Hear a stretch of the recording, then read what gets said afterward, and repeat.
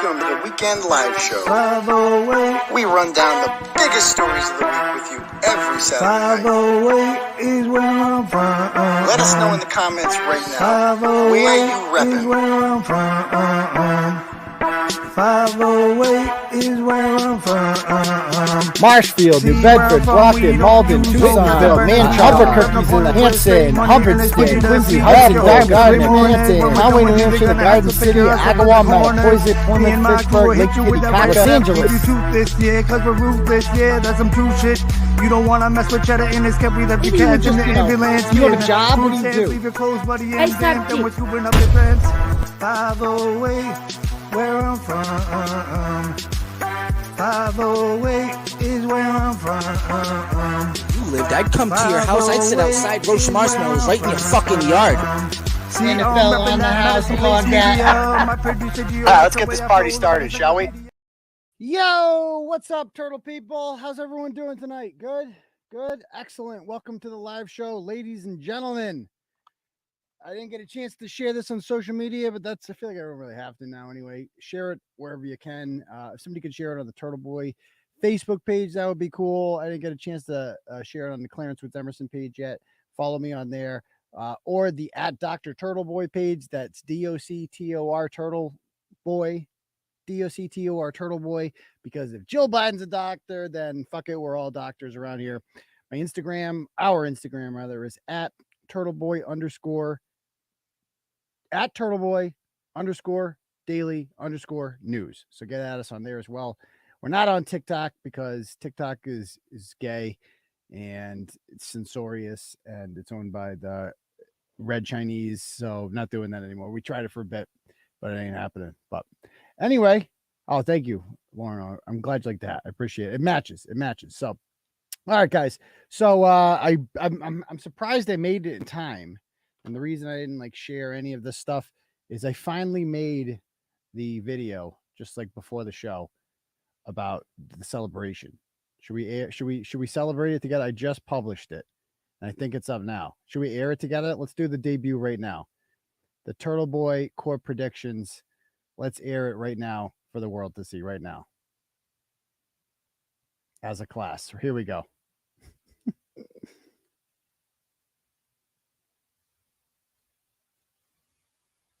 About my parenting, and frankly some of it is merited. I wouldn't pretend that I'm the world's greatest mom here. I'm certainly not, but I can't even fathom using your own children or anyone else's as pawns in your online fucking game, but that's what he is doing.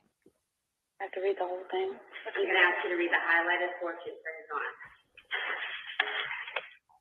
Do I have to read this? You do.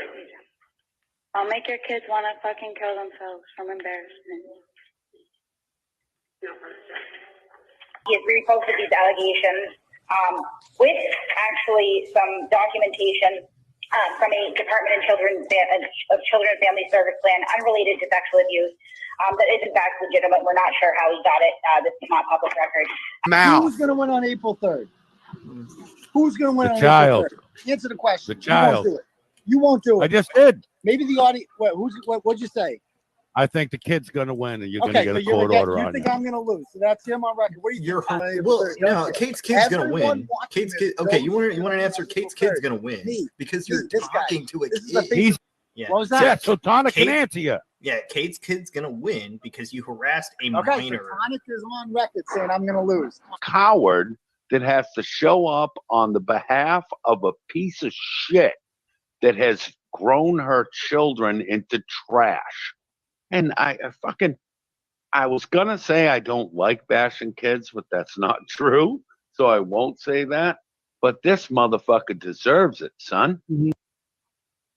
And this is a chance for me to stand up, take responsibility for my part and shit, and try to make it right. No one else has to see it that way. I do. And not for nothing, but my wife telling me tonight before she went to bed, she gave me an extra kiss. And she told me she's proud of me. We became aware of long-standing abuse going on. I object. Overruled. Correct. I never said I was afraid. After this is a harassment order. after Mr. Boy is being a child molester. I believe that at one point he played a recording where one of his associates, who's actually in court today because I know that he did for Bret and Coleman, called my son a fiddler on the roof. I'm not my mother. I'm more heartless. I'll send your kids your dick pics. Who's going to win, do you think, on April 3rd? Me or Kate Peter? I definitely think the child is going to win. So you think Kate Peter is going to get the order granted? I think the child is going to win. Do you think the order is going to be granted? Is that what you're saying? I think the child is going to get an order against you, yes. So you do think it's going to be granted? I think a child is going to get So I just want you on record. I just want you on record saying that you think that I'm going to lose in court. I think that a child. Okay, we got the clip. We got it. We got you. We got it. We're good. So you think that I am going to lose? Okay. Yes. So I think you're already a loser in life, but that's right. But you're a legal expert and everything, so you know all about how this works. So we'll see. We'll see what happens then. Yeah. We'll revisit this on April 3rd. But you're on record saying you think I'm going to lose. I think that a child is going to get a restraining order against you. Yes. But that's what you think. Okay. We'll see. Probably the closest to fighting words I have heard in this hearing were uttered by the plaintiff, plaintiff, not the defendant. So this isn't even close. This order expires today at 4 o'clock. Good luck to you all. All I do is win, win, win, no matter what. Got money on my mind, I can never get enough. And every time I step up in the building, everybody hands go up. And they stay there, and they stay there, and they stay there.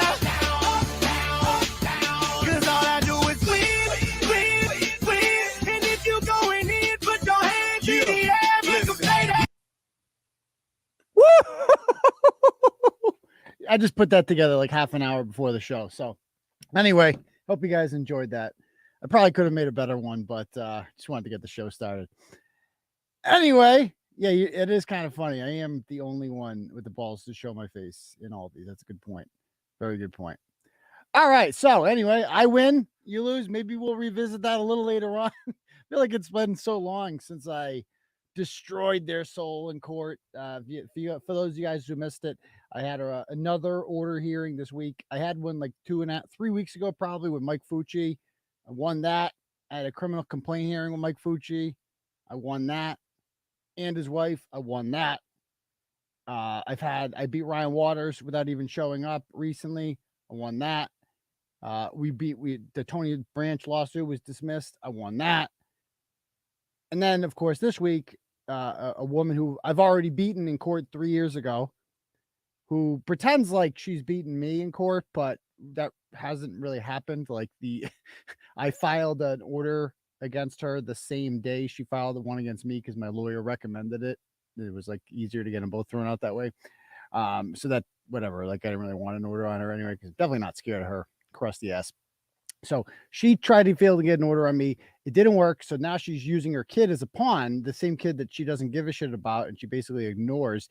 And like she's a brat. Like her kid is an out of control teenage brat who couldn't get adopted out because no one wanted her. I mean, that's the long and short of it. Kate raised such a brat that they could not adopt this kid out. The two younger kids, they were cute. People wanted them. They're willing to take them. This kid, no one wanted. So Kate got stuck with her. And this is what we're at now.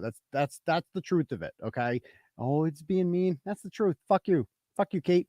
You did this. You brought this on yourself. You did this to yourself. So anyway, I didn't think she was actually going to go through with this. She did. I told her exactly how this was going to end up. And it happened exactly how we said it was going to happen. Made a fool of them. They made fools of themselves. A lot of people are saying that, oh yeah, like her channel is dying. Her channel is dying because whatever, like, you killed her. It's like, I didn't kill her. She killed herself, man. She killed herself. She had, like, that was the greatest own goal of all time. And maybe we'll revisit that towards the end of the show, but for now we're going to get started. So I have shared the link to the Rumble. This is playing on Rumble. We got 38 people over there. We got Morgan Hervins over there. We got BM Bagua.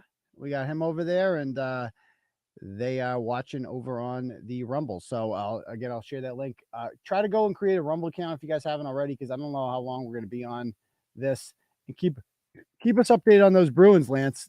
Is the game over? Did they win? I know it was 2-1, right? So we'll see what happens there.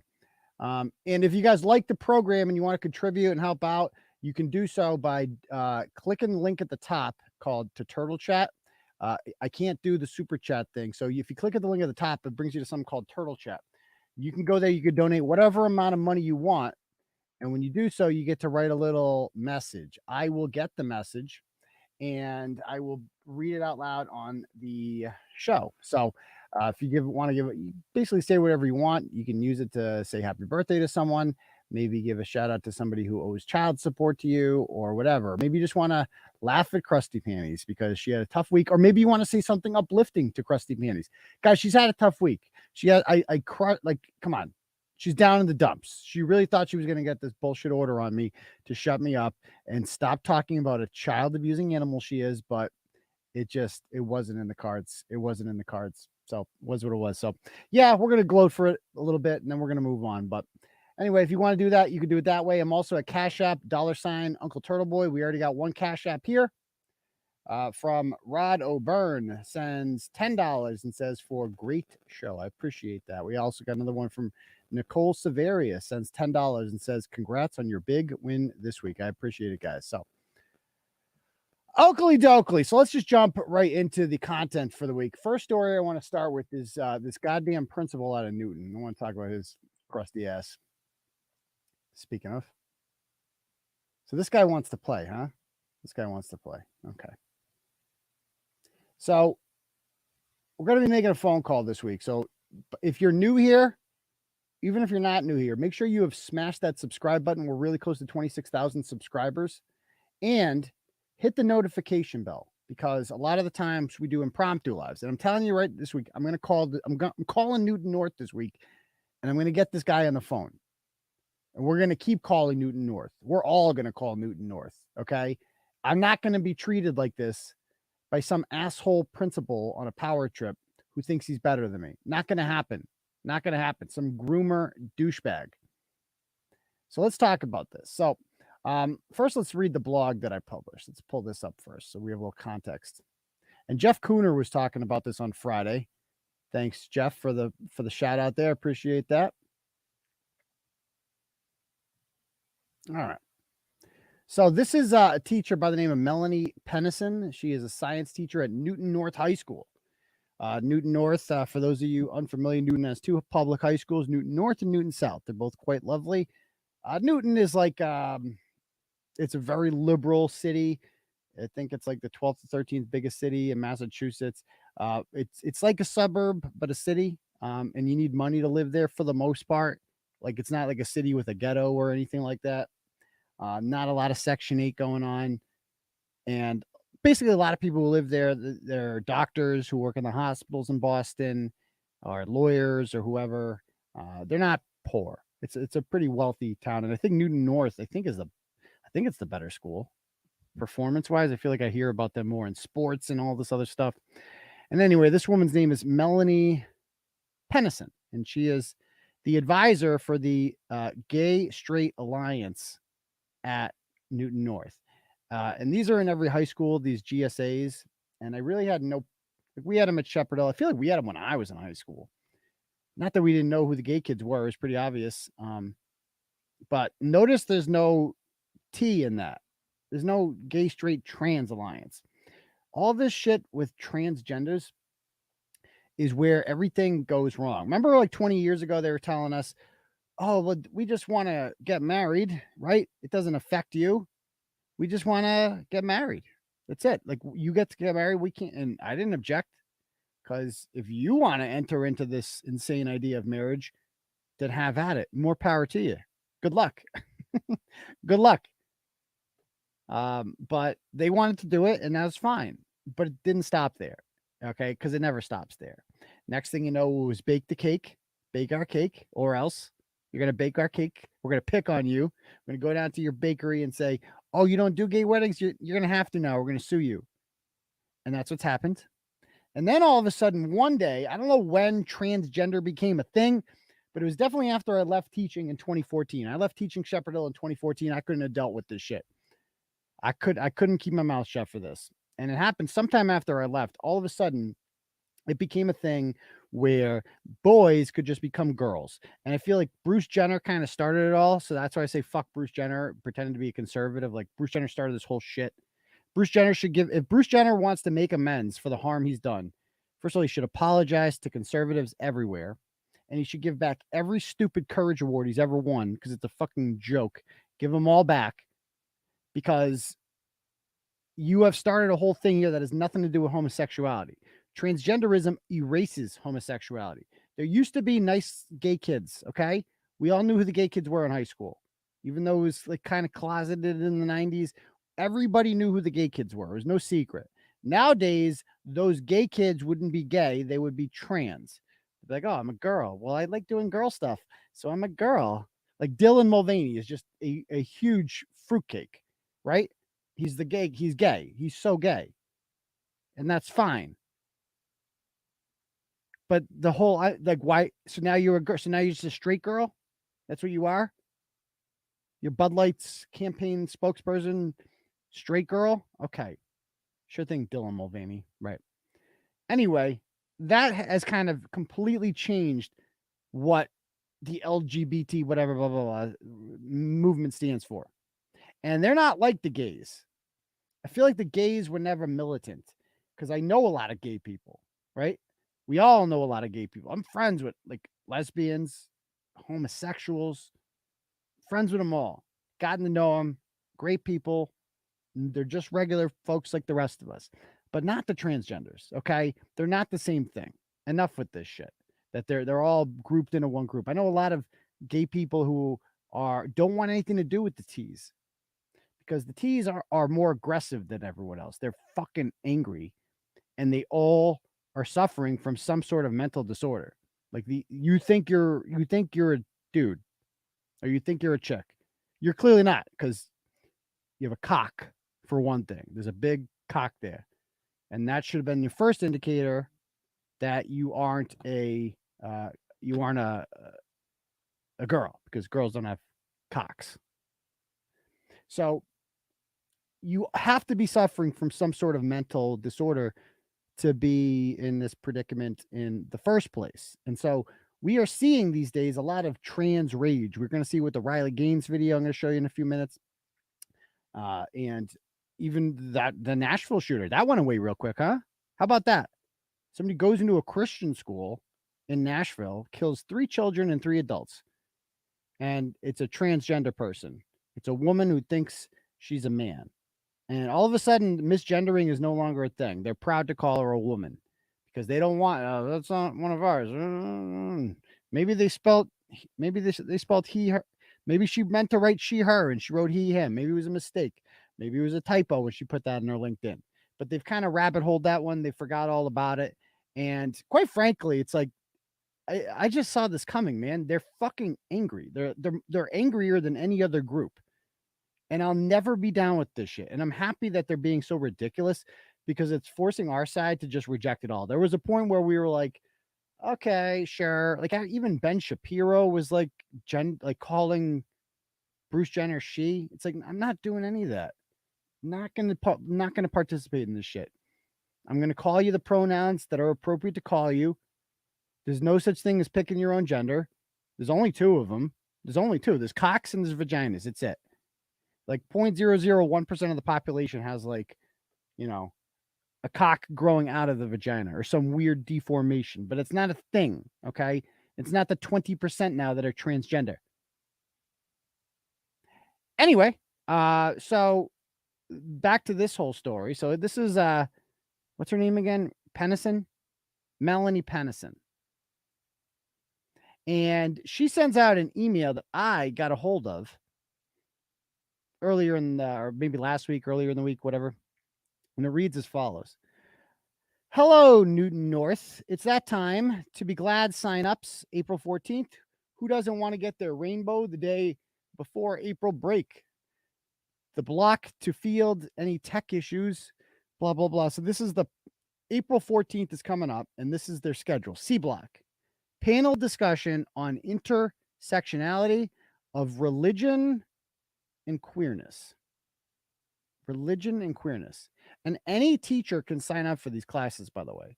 Your math teachers, science teachers, whatever. It's the day before April vacation. Of course, they're going to do it. Like, fuck it. I'm going to take the period off. We're going to go sit in, and I'd rather learn about calculus, quite frankly, than the intersectionality between religion and queerness. And all they're going to do with that, I'm sure, is just say they're going to find ways like, oh, actually, in this one verse in the Bible, God says you can, you can make your own dick out of your left forearm. That's what it says. Proverbs 4:18. Let he who is without the cocketh build thy cocketh out of thy left forearm. No, I'm sure that's going to be something to that nature. Next one. At F block, allyship, in-person live streamed. Okay. And then on G block, performance and Q&A with drag queen Missy Steak. So they're going to have a drag queen and performance followed by a Q&A for an hour with this person. Missy Steak is that person's name. That dude's name. There he is. Look at this fucking guy. Jesus Christ. Okay. And this guy has gotten, like, he's got the fake tits. Like, no doubt about it. Like, those are, he didn't just, that's not a what do they call them? An illusion. Like, those are there. They're not real, but they are real. You can touch them and they're there. And so, but there's no vagina, we know, because he talks about getting an erection later on. And it's a dude. So there he is. I mean, this guy is a joke. And I've said it before, and I'll say it again about the drag queens. All this is blackface for women. This is the most insulting thing you can do to a woman, is caricature her as some sort of hooker. Like, this is what women are to this individual. Like, that's what they represent, is just your hookers. That's what you are. It's funny. You see, we're mocking you as women. This is what we think of you. This is what us men think of you. We're going to put on a show. We're going to dance. We're going to grab our crotch and be whores and shit. And you're going to throw dollar bills at us because that's what women are to us. And and women accept it. Black people don't accept that shit. Like, with blackface is a no-no. Big no-no. If you even heard about, like, there's a picture of you in 1991, putting on some makeup that's a shade too dark, your career's over. And, good for black people for not putting up with that shit. Whereas women, this is why y'all couldn't vote till 1921 or whatever. I told you this. I said this a million times. Because you allow yourselves to get walked on by this shit. It's like, oh, yeah, you can just mock us. That's funny. We'll be there. Acceptance, because you're afraid of confrontation. That's what it comes down to. Women, by and large, not all of you. I am generalizing here, of course. Disclaimer. But you're much more afraid of confrontation than men are by your very nature. It's just a fact. Call me a massage therapist all you want. It's true. It's true. I mean, look at this. Jesus Christ. So Missy Steak was on some sort of drag gauntlet, like a reality bootleg show. And listen to what as I'm just Missy Steak now.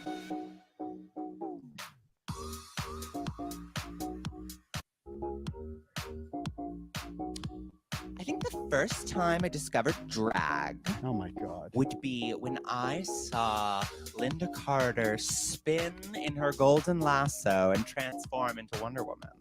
Because, honey, that's drag.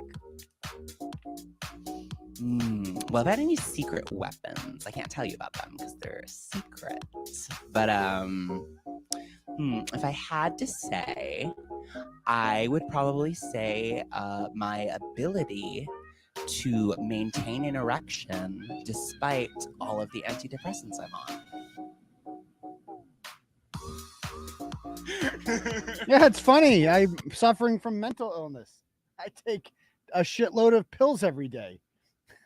All sorts of antidepressants because I'm fucking miserable and I hate my life. But you should aspire to be like me. Just this could be your life, kids, someday. You too can have erections every day. Well, looking at your face, like your fake, his fake tits turn him on probably. So he gets a chub and he just takes a bunch of hormones. I mean, antidepressants, whatever, and feels better about it. I'm much better now. Anyway, this person here has posted pictures of himself choking Donald Trump says, how I feel about Trump right now and always. So wants to kill Trump. That's great. And again, this person is entitled to their opinions, but they're not entitled to speak in public schools to students. And I feel like I don't think it's that big of an ask to say maybe the people we bring around our children shouldn't be posting stuff like this. Shouldn't be like, so what's your claim to fame? Like, what is your reason for, like, okay, it's gay. First of all, it's not even gay Pride Month. Like, I'm sick of all these random fucking days. Okay. You got 1 month. Black History Month, February. They got the shortest month. I don't hear them complaining about it. You guys got June. You got black people got the month that's like the coldest month of the year. I don't hear them complaining about that. You guys got June. You guys got like the best month of the year. For parades and shit, summer starting, longest sunlight of the year, all this shit. But that's not enough for you. That's not enough for you. We have to have March 31st, Trans Day of Visibility. Why isn't that during Pride Month? And then we have now whatever the fuck this is. So we're just doing this in April because every day is Pride Day in communist indoctrination centers known as public schools. Every day. So yeah, here he is. He does funerals. So in case you have a loved one die and you want some dick and tits, give him a call. He'll come over. He'll do some dancing. He'll grab his crotch for you. And how about this for grooming? This is a video from Waltham Pride, and it says engaging with children at the Pride. Like, they're not even trying to hide it. What they're doing, they're not even trying to hide it. Engaging with children at the Pride.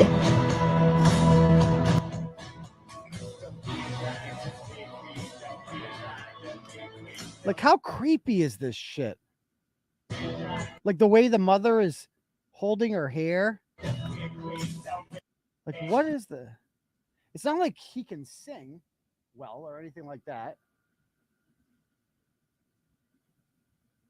But whatever. As you see here, is like, look at these kids over here. Like, do you think those kids want to do that on a nice June beautiful day? Like, what do you want to do? Do you want to go play? You want to do something? Oh, I want to go watch drag queens. No, it's not what the kids want to do. It's what you want to do.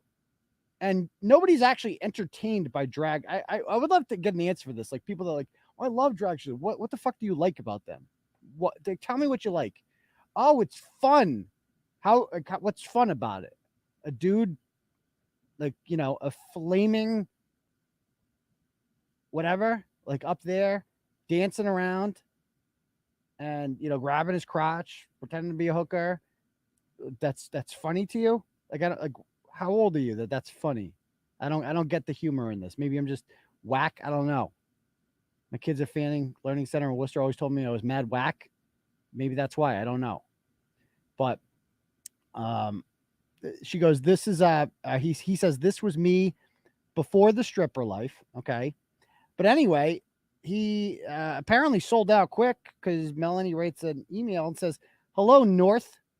Although F block still has some availability, G block is full. I believe that's the stripper block.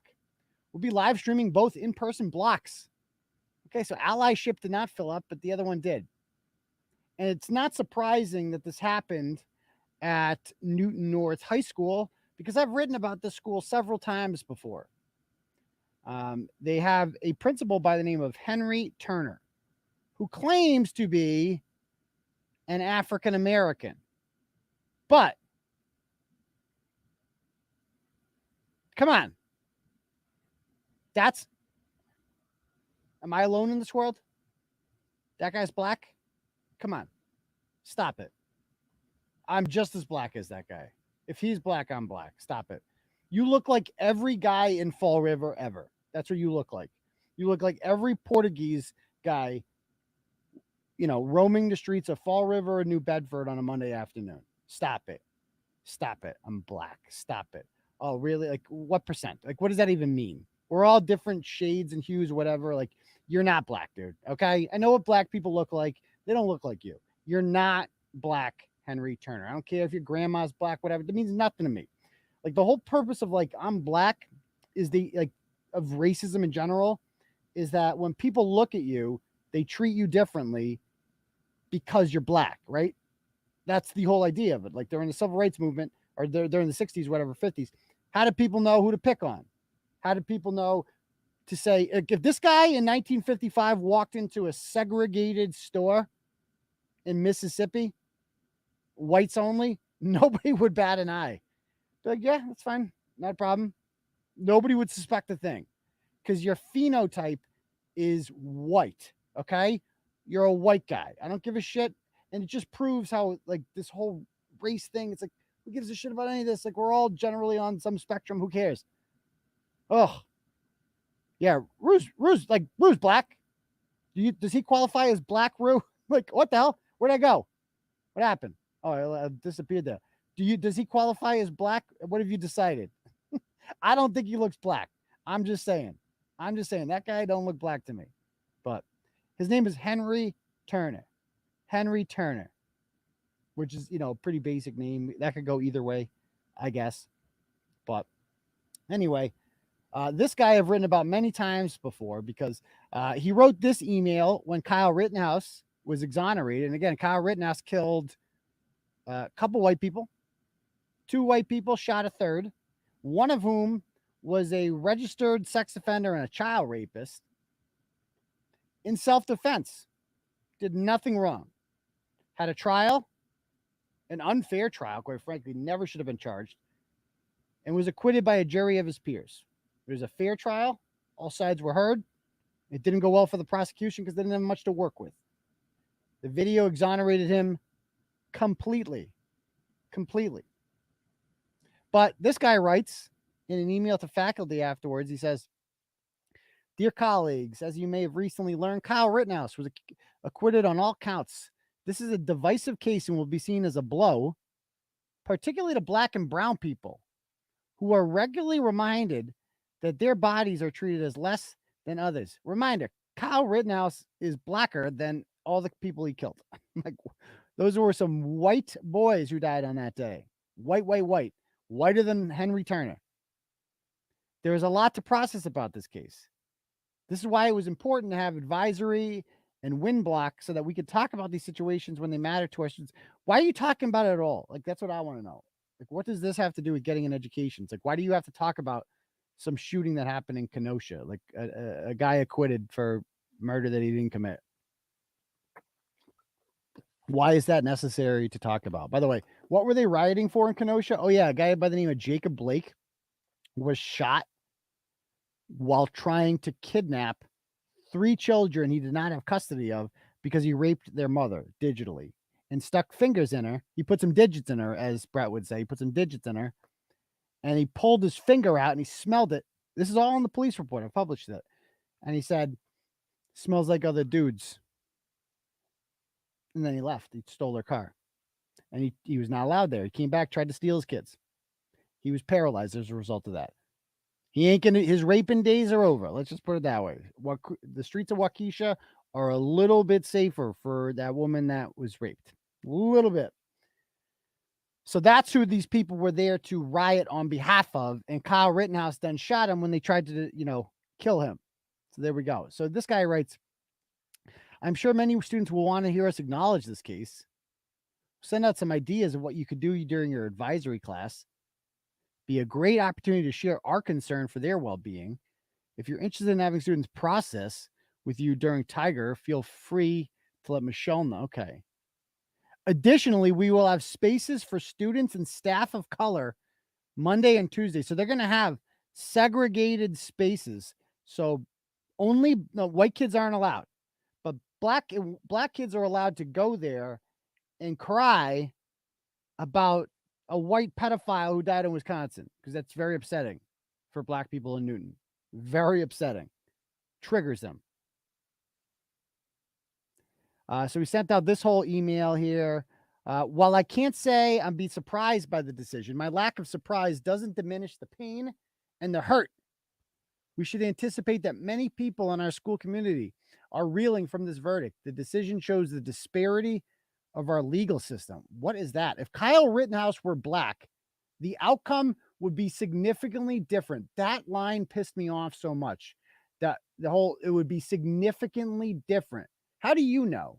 Like, based on what? He's not, in my opinion, or anything like that. He just says it would be different. No, it wouldn't. This is undermining our democracy. This is a principal, a leader of children telling kids that your system is racist, that the only reason this kid got off is because he's white.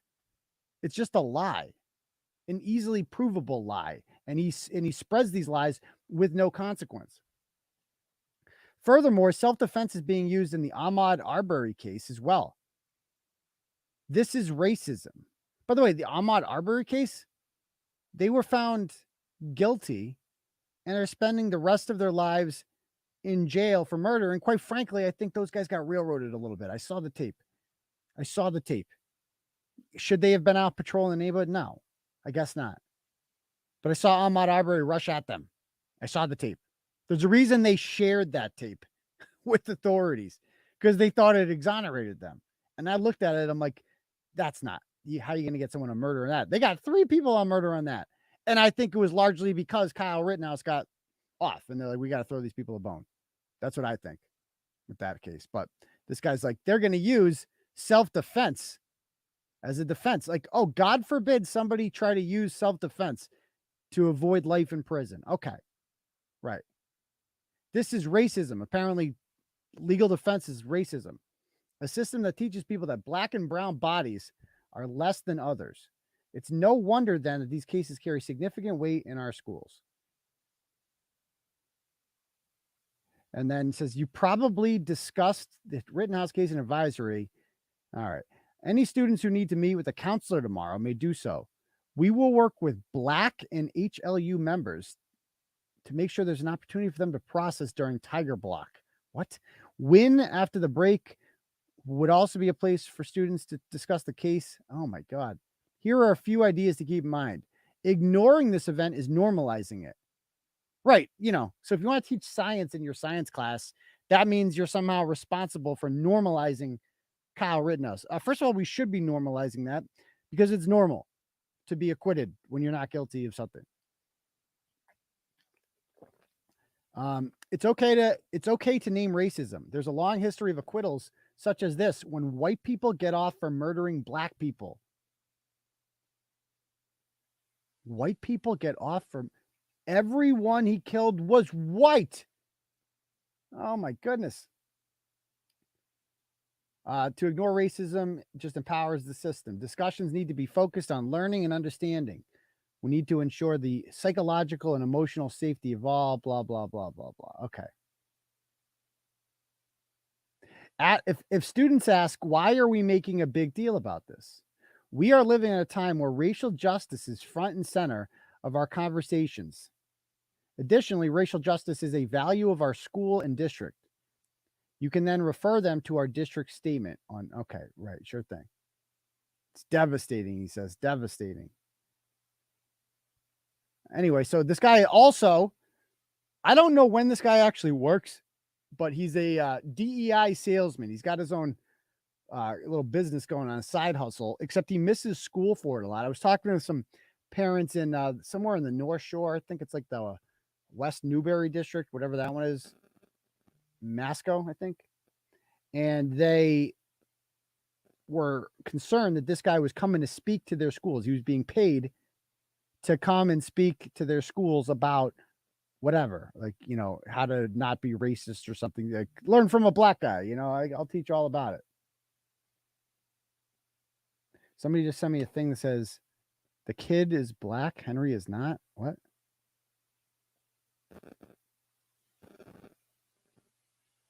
I don't understand what this picture proves. You got to explain shit when you send it, or else it fucks me up during the air. All right. Anyway, so this guy sells diversity training seminars basically as a side gig. And as you see here, award-winning high school principal. Award-winning what? reveals secret formula. This sounds like some sort of like quack doctor shit, like secret formula on how to get rid of racism in just 10 steps. And you can be racism free. You can follow in his footsteps. So there's no more racism in Newton North, none. You'll finally have the better resources and training to battle racism in your school. Just buy my book for $297. You can buy this course. Okay. And by the way, their school is being sued currently because they had a school play. I know I got tipped on the story months ago. I never wrote about it. Basically, there's a school play and white kids aren't allowed to do it. No white kids are allowed to participate in the school play. So this guy is like literally, he doesn't care. He just doesn't care about how racist he is. It's also ironic, of course, that Melanie Pennison teaches biology, and she believes that having a dick doesn't make you a dude. That seems problematic as well. I mean, these are the people teaching our kids.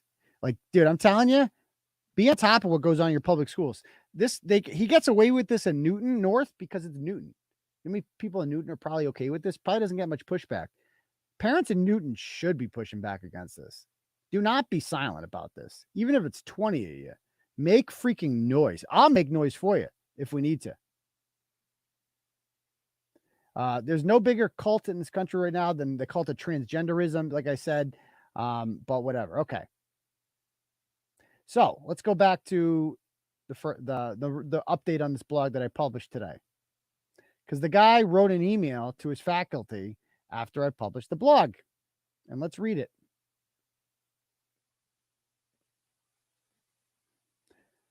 All right, it says, dear colleagues, I want to make you aware that this afternoon we learned that the hate-filled website Turtleboy targeted Melanie Pennison and one of the performers scheduled for To Be Glad Day.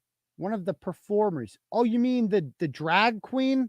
That performer who is performing for children? And by the way, Henry, I just want to throw this out there with like, how do you think I got this shit, dude? I know you're listening, Henry. How do you think I got this stuff? Like, first of all, let's get something straight. You think you're better than me. We know that. You know that you definitely think you're a much better person than me, which means you think you're a better person than all of my followers, all of my readers, and the millions of people across this country who subscribe to the common sense philosophies that I do.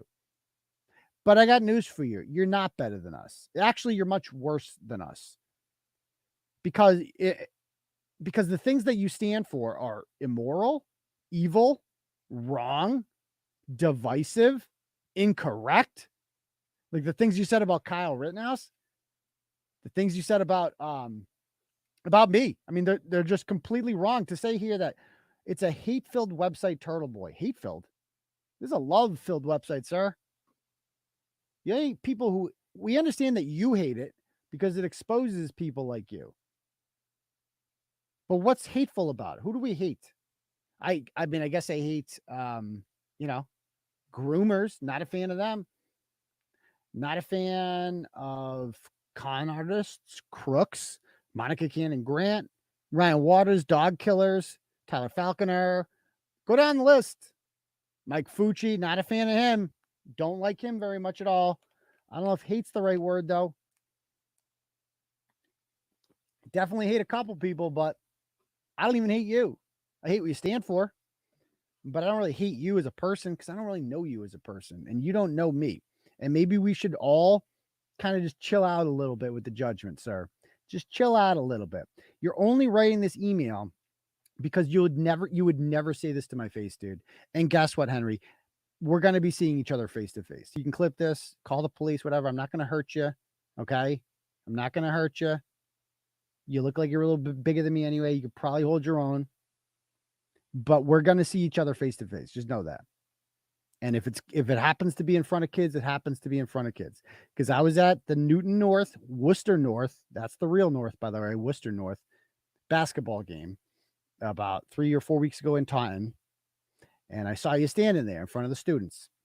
And I had my son with me.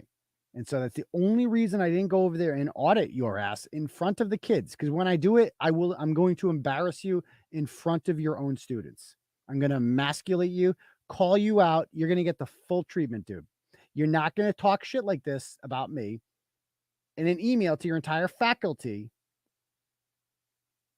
and demean me and demean all of us here. Everybody watching, you demean all of us. I'm going to stand up for them. I'm the you should probably Google me. I'm the guy that shows up. I know how to get to Newton. I was there 3 weeks ago visiting a guy named Mike Fucci in the northern part of Newton, as fate would have it. So you and me, we're going to be seeing each other in the near future. I know we got April vacation coming up. Maybe after that, maybe before that.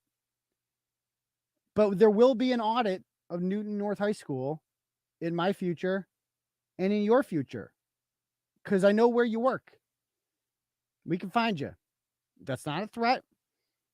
Yeah, I just want to be very clear about that. I mean you no harm physically.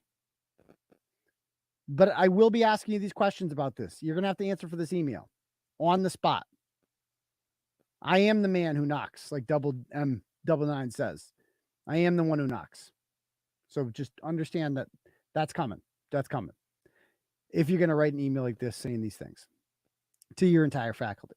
And by the way, like, let's point out, like, how do you think I got this? How do you think I got this email? How do you think I got the first email? Because I got sources. He writes this email assuming that the entire faculty who reads this is just going to agree with him. Oh, yeah, the hate-filled website, right? No, dude, most teachers like Turtleboy. I've met, even though the union itself is filled with communists, for the most part, your average classroom teacher likes Turtleboy, and why wouldn't they? I stand up for them. I've always stood up for them. I used to be one of them. I was a teacher for 11 years. I know what it's like. I know that you're undervalued and that you work your asses off. And that this whole bullshit about getting the summer off, and it's all a myth. I get it. It's all, you guys do great work. So this idea that the fact that people are forwarding this to me tells me that I'm actually more liked in your school than you are. So let's read some more of this.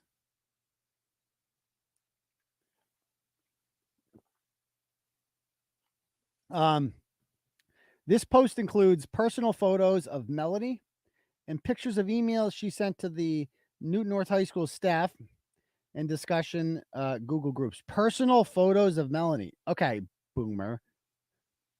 This whole thing about the pictures. We got the pictures off of her Facebook page. That's where her personal pictures are. They're on her Facebook page. They're posted there publicly. So that's how we got those. Okay. As you may know, he went further. This fear-mongering bigot Turtleboy. Fear-mongering bigot Turtleboy. Talk about deflection. You, sir, are the definition of a fear-mongering bigot. You're making black kids in your school believe that they're in danger because Kyle Rittenhouse killed 2 white kids in Wisconsin. It's just fact. You're bigoted against conservatives. You're bigoted against anyone like me who believes that there's only 2 genders, knows that there's only 2 genders, knows that Kyle Rittenhouse was not guilty, obviously. You're bigoted against people like us. You're an anti-conservative bigot. And you're a fearmonger. And you say this stuff about me because you're really talking about yourself. That he has attacked North before. And I said this in the blog. Okay. Just pissed me off a little bit. Okay, dude, you're Newton North. You're not North. Okay. There's only one North high school in this state. And that's Worcester North. So you're not the team that waxed you. But we're my hometown, by the way. The Polar Bears. The Worcester North Polar Bears. They beat your school's ass. Twice did they beat them this year. And by the way, they were diverse. Like I grew up, unlike you, Henry Turner, white boy, I grew up in a diverse environment. I went to Worcester South High School.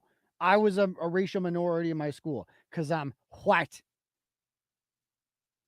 But I was okay with it. I've actually grown up around this shit. You haven't. You're white, and you teach at a school that is almost entirely white. It's so white that they have to bus kids in from Boston as part of the METCO program to act like they have any diversity at all. That's you. That's your school. It's a school. You can only go to that school if you live in Newton or if you're in the METCO program in Boston, because it's so expensive to live in Newton that it's priced out people of color. You're the definition of systemic racism, my dude. You're not the good guy here, I assure you. So there's only one North High School, and it's in Worcester, and they beat your school's ass twice. Just understand that. But anyway, goes on to say, I don't have the words to express how upset I am that Turtleboy specifically targets Melanie. Oh, dude. This guy, dude, she's not going to fuck you, man. She's a lesbian. Not going to bang you. You got to stop with this whole white knighting bullshit. Would you do this if it was a man? Like if I had written this, first of all, attacked her? What did I do? I criticized her because she's hosting a drag queen event at school. Yeah, I'm gonna criticize people who do that. Sorry. It's not attacking. It's telling the truth and sharing an honest opinion about it. I'm not the bad guy here. I'm not the one grooming children. You and your faculty are. You douchebag. But anyway, so that just pissed me off about the whole white knighting thing too. Like, dude, this woman didn't ask for your help. And it's very massage therapist of you to just assume that she needs you, the man, to come along and save her because she can't defend herself. Okay. Chill out there with the mansplaining. Right now, we are focused on supporting Melanie like she's fucking dead or something. I wrote a blog criticizing her. Sue me. We'll work with the students next week and be in touch. So there's that. Anyway, yeah, like this guy. Come on. This guy's black. This guy's freaking black. Who did somebody say he looked like? Somebody made a really good comparison. I forget what it was. Oh, it was perfect. They said it before in the comments, but I'm like, that guy ain't black. Anyway, so that's my thoughts on him. And here he is, by the way, retweeting something that says, I cannot imagine being a parent and proudly putting my child out for a smiling photo op in support of bigotry and taking away other children's rights. What are they doing? A female governor of Iowa signing law banning transgender women and girls from competing in women's female sports. Translation, she's signing a bill preventing boys from playing on girls' sports, and she's a woman, and everyone surrounding her is a woman, and this upsets Henry Turner because Henry Turner hates women. He thinks women are shit. Like I don't know if you guys notice this. This guy really fucking despises women and thinks very little of them. He thinks that as a man, he could never work for a woman, obviously. He has to be the boss. He's the principal. He has to be the savior of women because that's how he views women, in need of him. They need him. He's the savior of them. And he wants boys to be able to beat up on them in sports. He wants boys to be able to go in their locker rooms. And he wants them to take away everything it means to be a woman from them. Just strip it. And that's okay with him. But I'm not down with that. I'm not the bigot, dude. You are. You are with your book. Change the narrative. How was I, a black educator, going to dismantle systemic racism? Oh, right. Yeah. Sure. Black educator. Right. Sure thing. Okay. All right. Let's do a little, let me just check the donos. I don't want to miss anyone if anyone donated. I got a couple turtle chats to read here. First up, we have Steven sends $10 and says, keep fighting the good fight. You are not alone. I appreciate your work and dedication. Well, thank you very much, Steven. I appreciate your support and generosity. Next one up, we have here $10 from Steve. You are not alone. I appreciate your dedication and hard work. Thank you for being an incredible journalist. I appreciate that, Steve.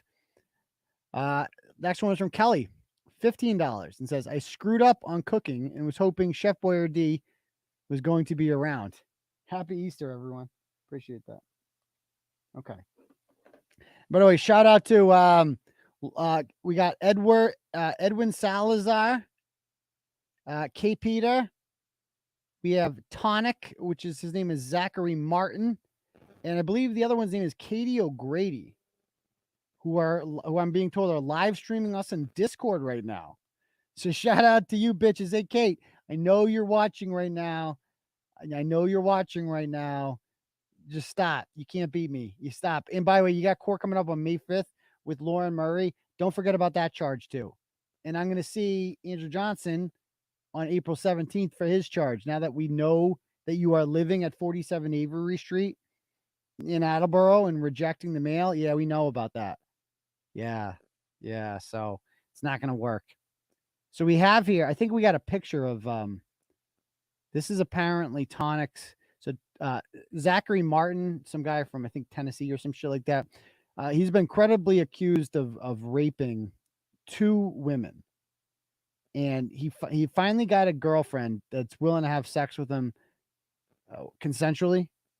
And she looks exactly, her name is Katie O'Grady. Yeah, there she is. Is that her name?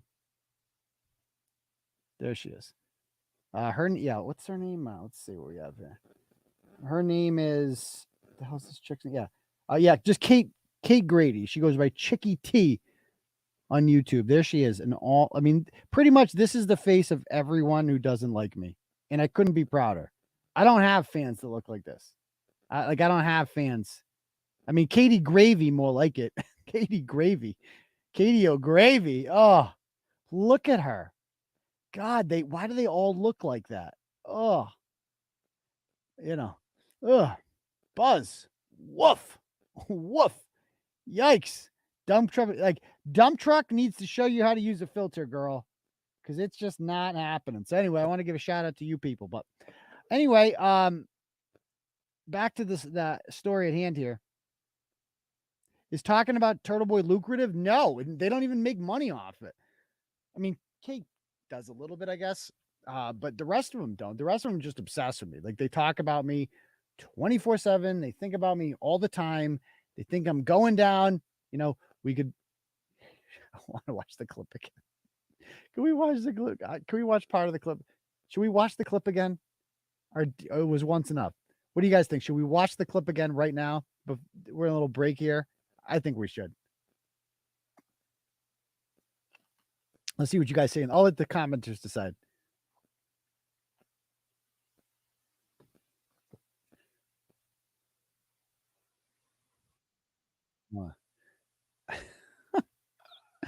Oh man, what are commenters saying? Everyone says yes. Okay, we're gonna watch it again. In case you missed it, we're gonna watch it again. Core predictions. Here we go. Listen to the first part here. This is great. To say about my parenting, and frankly, some of it is merited. I wouldn't pretend that I'm the world's greatest mom here. I'm certainly not. But I can't even fathom using your own children or anyone else's as pawns in your online fucking game. But that's what he is doing. I have to read the whole thing. Says the woman that brought her kid to court. Well, Do I have to read this? Do I do this?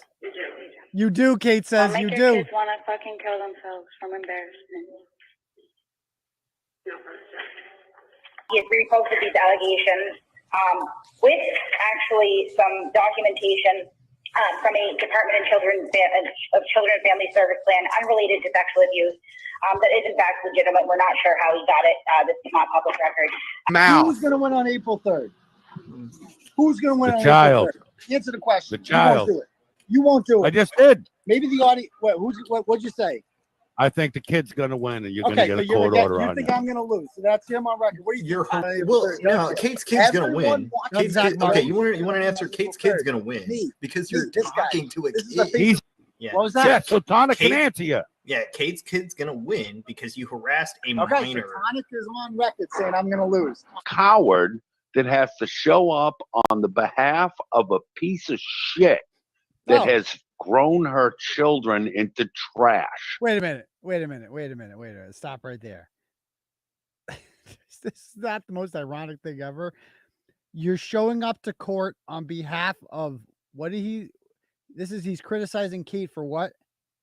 Show up on the behalf of a piece of shit that has grown her children into trash. Isn't that just what he did on Monday? Shown up on behalf of a woman who grew her children into trash. And Kate, that's what your daughter, normally I don't talk about kids, but normally kids don't tell me that, my children are going to bleed out or whatever. Like, your daughter's trash.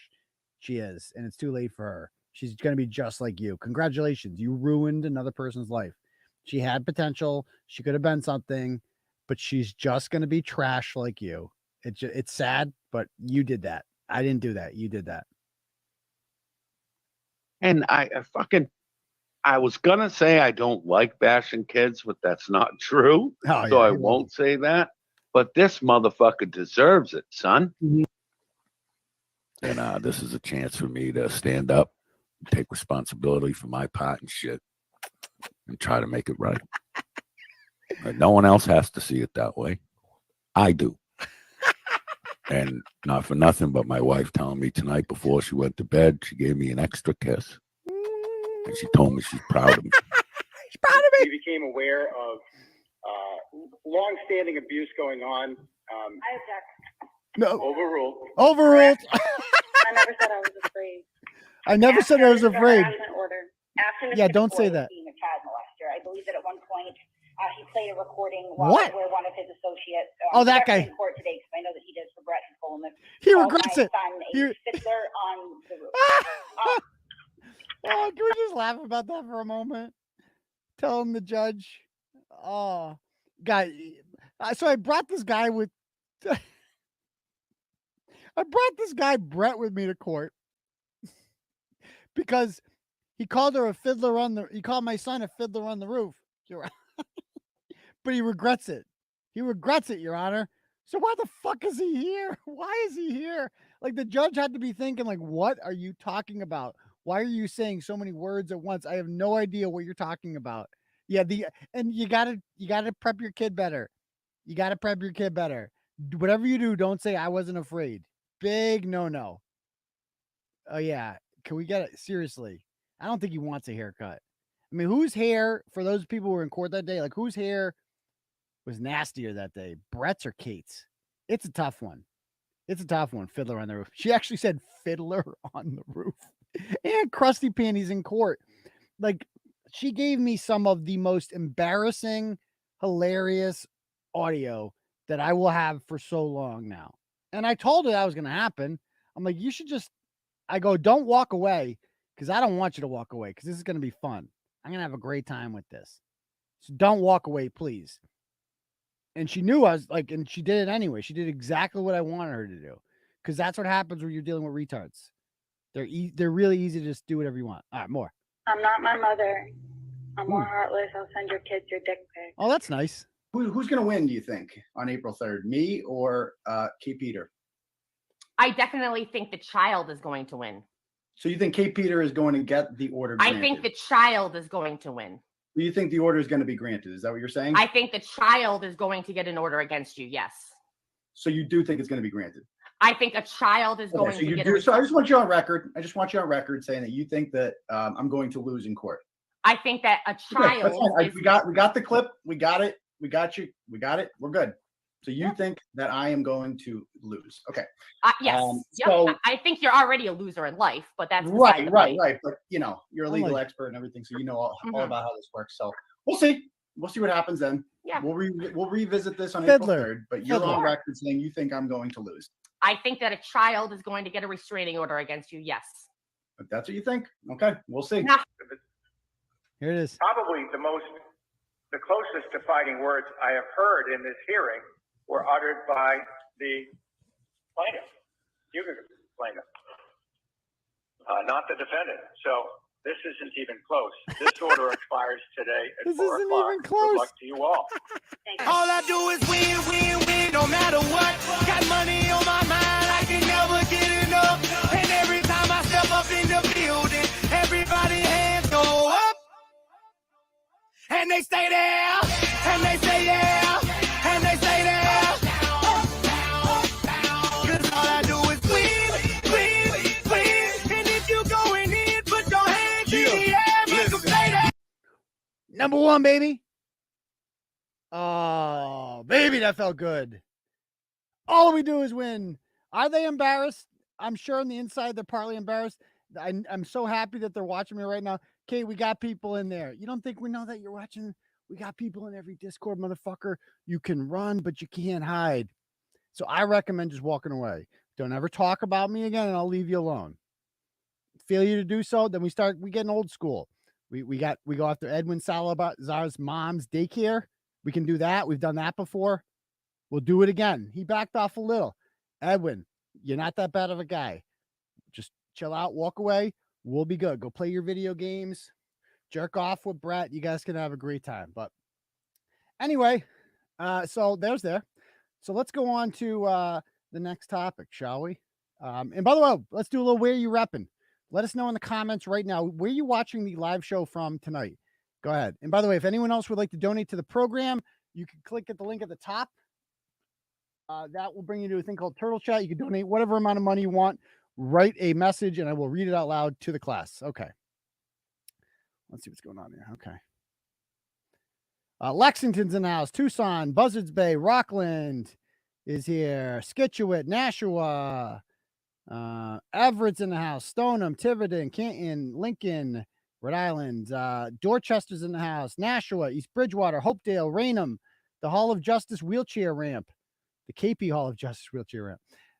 Auburn is in the house. Westford's in the house. Lakewood Ranch, Florida. Watertown's in the house. Hanson, Glendale, Arizona. Lynn, you're my hero, Turtleboy. Thank you, Moose Nut. Redondo Beach, North Attleboro. Oh, nice. Albuquerque, New Mexico. Weymouth, Eastham, Stoughton, a.k.a. Toughtown. Millbury's in the house. The Welsh News Network Studios. Nice. There's going to be a lot of cigarette smoking there. Long Island, Raynham, Wareham, Clowntown, Clinton.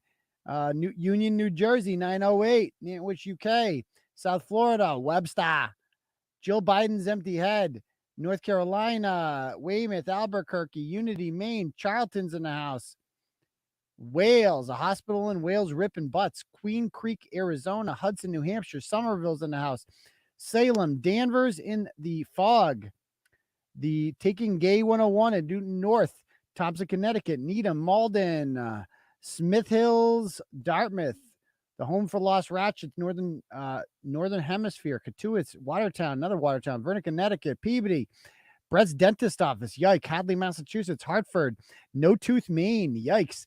And by the way, he's really going after poor like Paul, like that's his new, like he's so retarded. He really thinks people give a shit about anything that he has to say.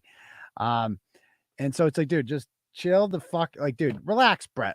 When he came back 2 weeks ago, when he was all high, he came on here and he said how much he missed me. I really thought that. I'm like, oh, good, we can just bury this whole thing because I don't need a feud with Bret. Like, he doesn't need a feud with me. This is a waste of time.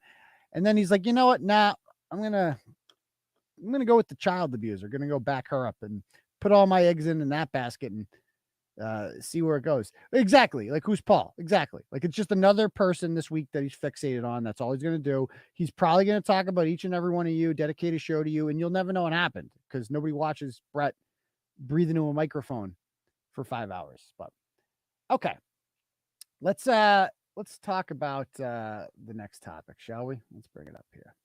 What do we want to talk about? Oh, you know which one I want to hit up because we got a message from this woman. Is that Fall River lady?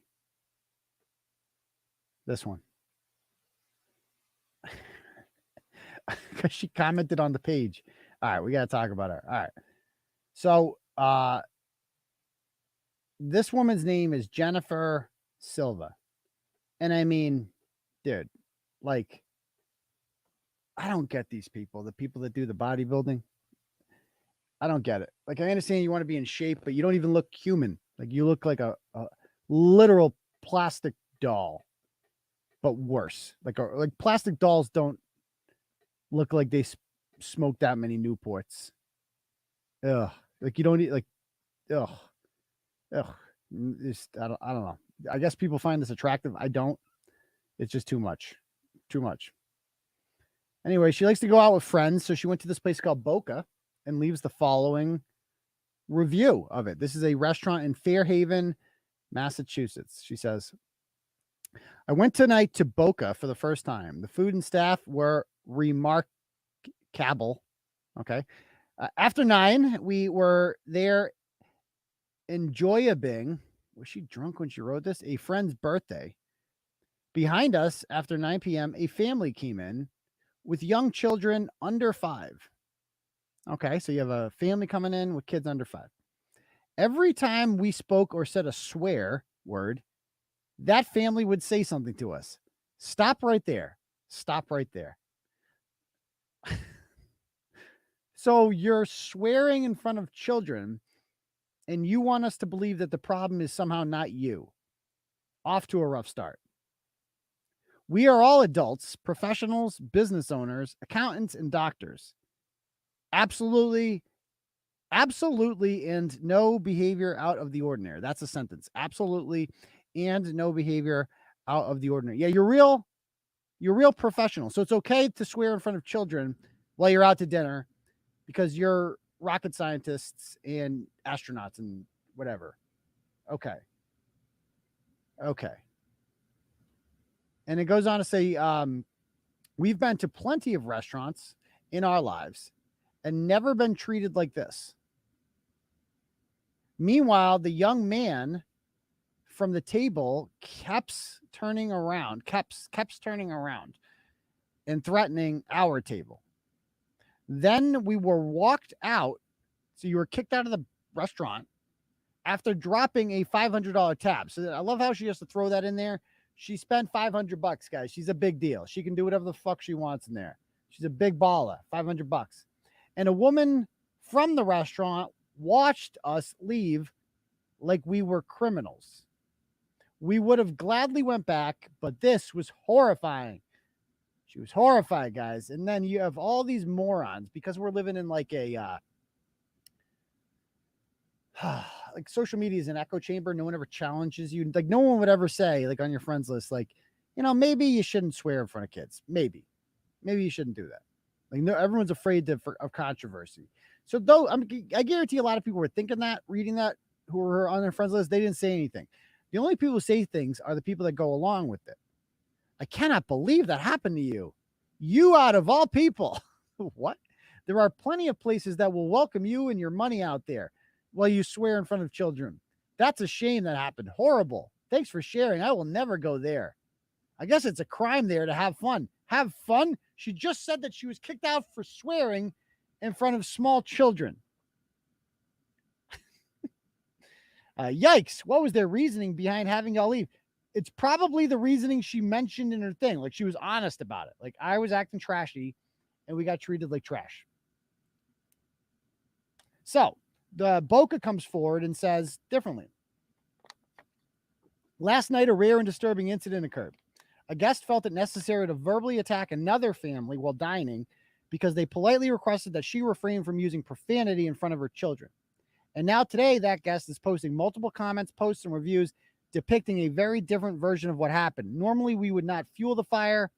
However, it's a complete lie, and our guest witnessed it. So we'll let the video speak for itself. So here's the video. So let me see if you guys, I don't know if you guys can see this. Let me make it bigger. So this is her right here. And this is the family in question. And her group is sitting at this booth. So she walks by. And she says something to her friends here. Watch. Her friend hands her something. And then notice no one over here is talking to her. Like this guy, who she blames for everything, isn't doing anything. But then she looks back at them. And she's got her arms up here. And there's, like she said, there's kids under 5 at the table. Now her friends are looking on like, oh, what's this dumb bitch doing? How drunk is she? And she's moving her hands, doing the arm motions, getting in an argument, being confrontational. She's like, what? I can't fucking swear at the fucking table? Excuse, you see that whole thing? Look at this thing. The excuse you thing. Ready? Excuse you. Excuse you. And this woman's like, can you just have a seat, bitch? Can you? And then the waitress comes over and is like, ma'am, can you not cause a scene? And she's like, fuck you, cunt. Fuck you, bitch. The husband's like, bitch, get over here. Put your hoe on a leash. And that's that. So she gets kicked out, I guess, shortly after that and isn't happy about it. So she also an employee says, thank you for your accurate response. I have been an employee for over 12 years. I've never witnessed such horrific behavior, especially when one of the ladies were leaning over the table where the two little girls in their Easter outfits were sitting. It gets better. They're in their Easter outfits. And the lady started swearing and screaming at the family, saying they belong at fucking Chuck E. Cheese and not here. I will swear all the fuck I want. The 2-year-old started to cry. She made a 2-year-old cry. When leaving, her husband had to hold her back from trying to go back at the table. Then again, when walking out the door, she was threatening and trying to attack an employee. I've never witnessed anything like this. I'm so proud of our professionalism. Blah, blah, blah, blah, blah. So now this woman ends up commenting. I don't know if you guys saw this. It was low key. She commented on the page. So let me pull this up. I know I have this somewhere. Let me pull this screenshot up. I should have this queued up. Here, give me one moment to find it. Because it was, did anyone out there see it? Let me know in the comments if you saw this, because it was a doozy, mates. It was a doozy. Media, okay.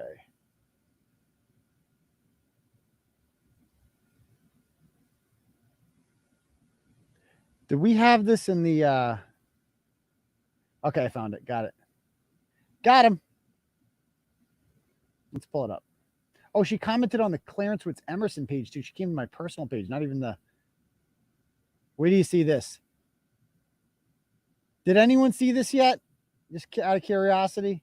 Am I the only one who saw this? Okay, so you did see. Other people saw it, too. Okay. And she must have taken it down because it has 47 laughing emojis.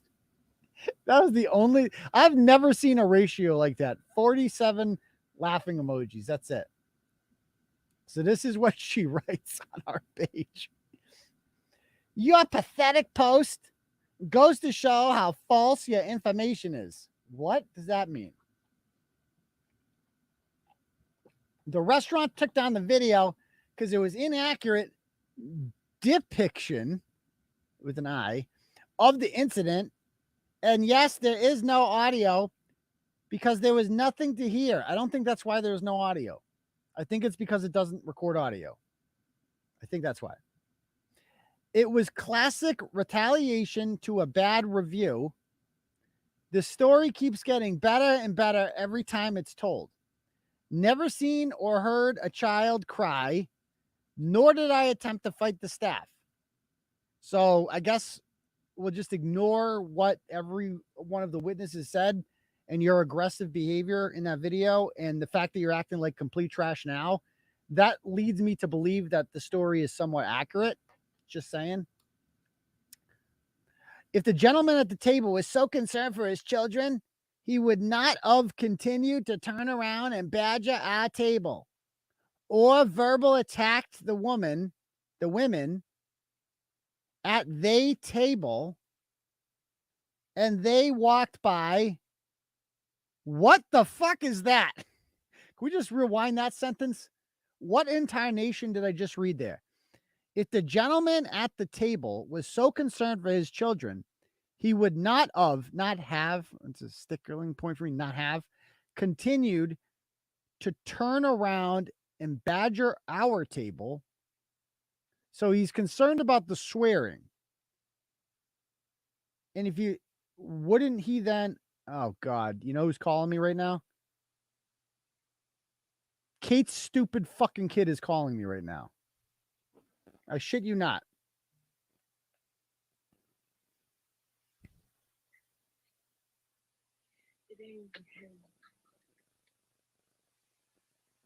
I think this is the number.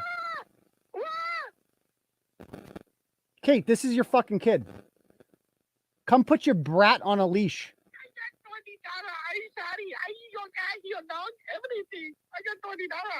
Kate, this is what your brat's doing right now. Come put your trashy child on a leash. Why is your trashy child calling me right now? Your victim, your fake victim who pretended to be a victim and lied and embarrassed herself and you in court, if only that was possible. That's what your fucking kid is doing. You've done nothing to correct this. That's what your kid is doing right now, calling me right now. Why does your kid have a phone right now, Kate? Why have you not taken the phone away like a responsible adult? Oh, and by the way, how about this? I just got a message here. And yeah, it's like, yeah, I guess it is a little harassment, but whatever. I'm not going to cry about that. Why are you even answering? Fuck this twat. Because I want to see what they have to say, period.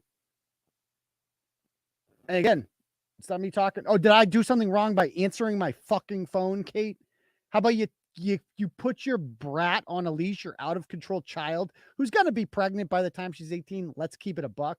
And she's going to repeat the cycle, except she's going to be even worse than you. Yeah. You did that, not me. There's apparently, I just got a message here.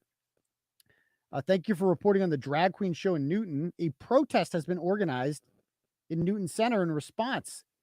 Thursday, April 13th, no drag queen show in Newton schools. At the Newton Center Green, it's 5:30 to 6:30. I'll be there. I will be there. I will be there. Anyway, so there's that. Okay. So, yeah, let's go back to this. Remember, we're on the Fall River store here. After they sat down, they were all sat down for hours after we were. Let's see, hold on. They continued to badger our table. Or verbal attacked the woman at they table, and they walked by. What does anyone have any idea what that means? I can read this 100 times and I have no clue what's going on. Oh, the protest I just found out is by this person who just messaged is at that time. Hold on. We got a call from Natick now. Hold on. Hello. Hi, I'm calling in to report something. Who's this? Jamal Peters. Who? Jamal Peterson. What do you want? All right, so there's a guy that's named Aidan, like AYDAN, and he keeps sending around like pictures of his kids in the bathtub, and it's like fucked up. Okay, sure thing. So phone number, if anyone wants it, 774-290-5625. Again, 774. I'm going to put them all, both up there. 774 if anyone wants this. Again, harass me at your own fucking thing. 5625. You want that one? Or we can go the other one. What's this one? Other one, if you want to call this one. These are the numbers that are harassing me right now. We're getting a call from the other one is recent. Okay, we're going to go 774 386 6235. Okay. Anyone wants a phone number? They can call those numbers. Because those are the numbers harassing me. Don't fuck. You call me, you harass me, you're going up on the big board. There we go. Anyway, yeah, that's the burner line. But anyway, that's all. That's all they got. They're not sending their best. Anyway, it goes on to say here, after all, they were sat down hours after we were. Defending yourself is not a crime. What? So they got there.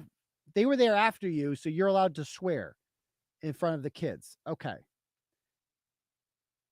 They're deliberately left out or perhaps asked to change his seating. So he should have asked to move instead of her just not swearing in front of kids. The other adults at his table were telling him to stop. Stop. Doesn't look like that in the video. There is no room for in society. What there is no room for in society is your attempt to cyberbully another person and the sad individuals who welcome and encourage it. I guess the only way to make yourself look good is to make someone else look bad. No, dear. The beauty of Turtleboy is that the people we write about do that for us. They do that for us. So not necessary. Okay. Anyway, so there's that story. I thought that was a funny little story. Let me check the donos. I don't want to miss anyone. Got a couple turtle chats here. Llama sends $25 and says, thanks for hooking up the one idiot that subscribed to Locals Thursday night. Thank you, Llama. No, it's my pleasure, dude. My pleasure, Mr. Llama or Mrs. Llama, whatever your pronouns are. So appreciate that. Also here we have, let's see, Mr. Cheesecake sends $5 and says, where is the video of Rashana crying after court? She wasn't there, shockingly. I don't know. She didn't have to work. We still don't know where Shannon dump truck was that day, but 7-pounder sends $10 and says he identifies as a turtle rider. It's funny. I've seen a lot of comments like on Shannon's, because Kate hasn't put out a video in over 3 weeks. She says she's working on a big project, I'm sure, to take me down or some shit. But she hasn't put out any content in 3 weeks. Like, her channel is fucking dead. You guys want to see some of the comments on it? Like, check out this. We made another video. We made another funny. Let's check out this video.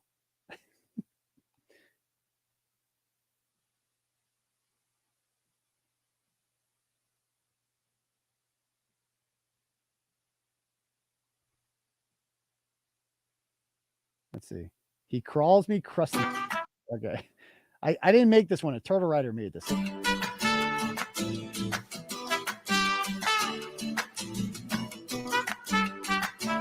I'll be honest. I didn't like you at first, Turtleboy, because I used to watch Kate all the time. Then I started watching you and understood you were telling the truth. I never subscribed to her, but I'm a subscriber of yours. I'm hearing that a lot. Thank you.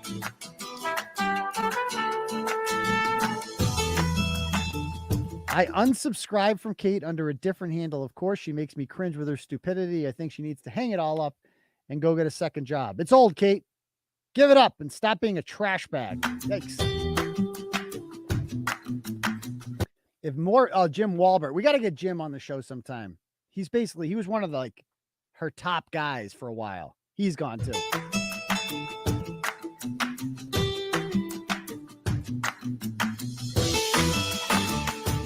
This one says, I was on her side till I started watching her live streams. In this one, she said she was friends with a white supremacist. Yikes. Then talk about going on their different forums, talking with other white supremacists. Also told a story about her daughter using the N-word as a joke. I believe that. I thought to myself, this is not someone I want to follow or listen to anymore. People are seeing. People are seeing.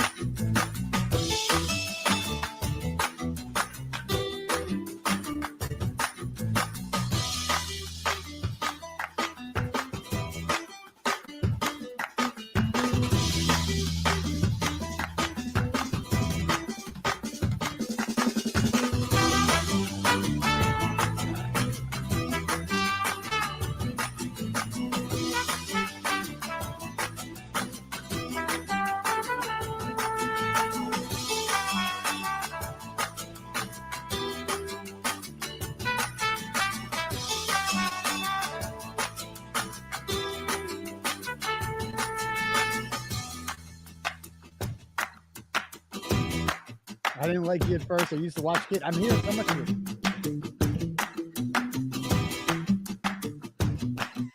Yes. Yes. That's his sexually derogatory nickname that he's come up with towards me. Crusty panties. He calls me crusty panties.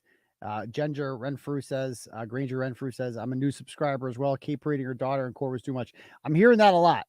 I'm hearing that a lot from people, that they're just like, a lot of people don't know the whole story. Like, if you didn't know me and you didn't know her, and then you saw her stuff because you think Chili is an abortion, which he is.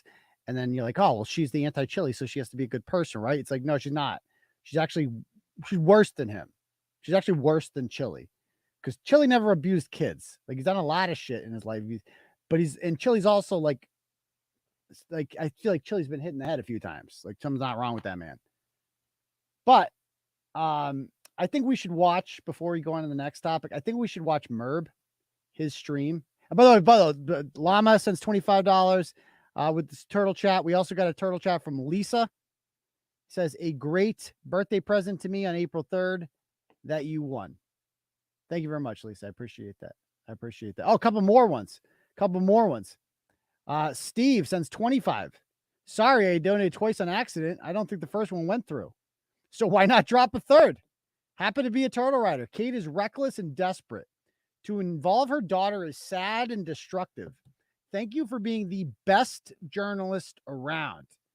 Well, thank you, Steve. That means a lot. I appreciate that. And I'd also like to point out that, like, I'm hearing this a lot from people, you know, the whole that involving the daughter was her fatal flaw. Like, that was a big mistake on our part, was bringing that kid to court. People were rightfully and justifiably disgusted by it. Even people on our Discord were like, dude, that was not good. Like, that was a disaster. What were you thinking? Like, how did you possibly think that was a good idea? And for a lot of people, that was like the final straw. They're like, she's been slipping for a while. And I'm glad you finally saw the light. You know, I get it. I get it. She's rather convincing. She used to work for me. She had me fooled. I get it. So I get it. JC sends 10 and says, props to Newton to doing the right thing and protesting the grooming. So yeah, Newton, there will be a Newton Center on Thursday at 5:30. There will be a protest for this. And I will be there for sure. I will be there for sure on the 13th. No doubt about it. It's going to be dope. April 13th. Next. Kate Fireball Peter sends $50 and says, I confess, I set Sterry Street towing on fire yesterday. Kate, you did that? Kate Fireball Peter did that? Okay, that's not good. But thank you for the confession, though. Saves us all a trip. Okay.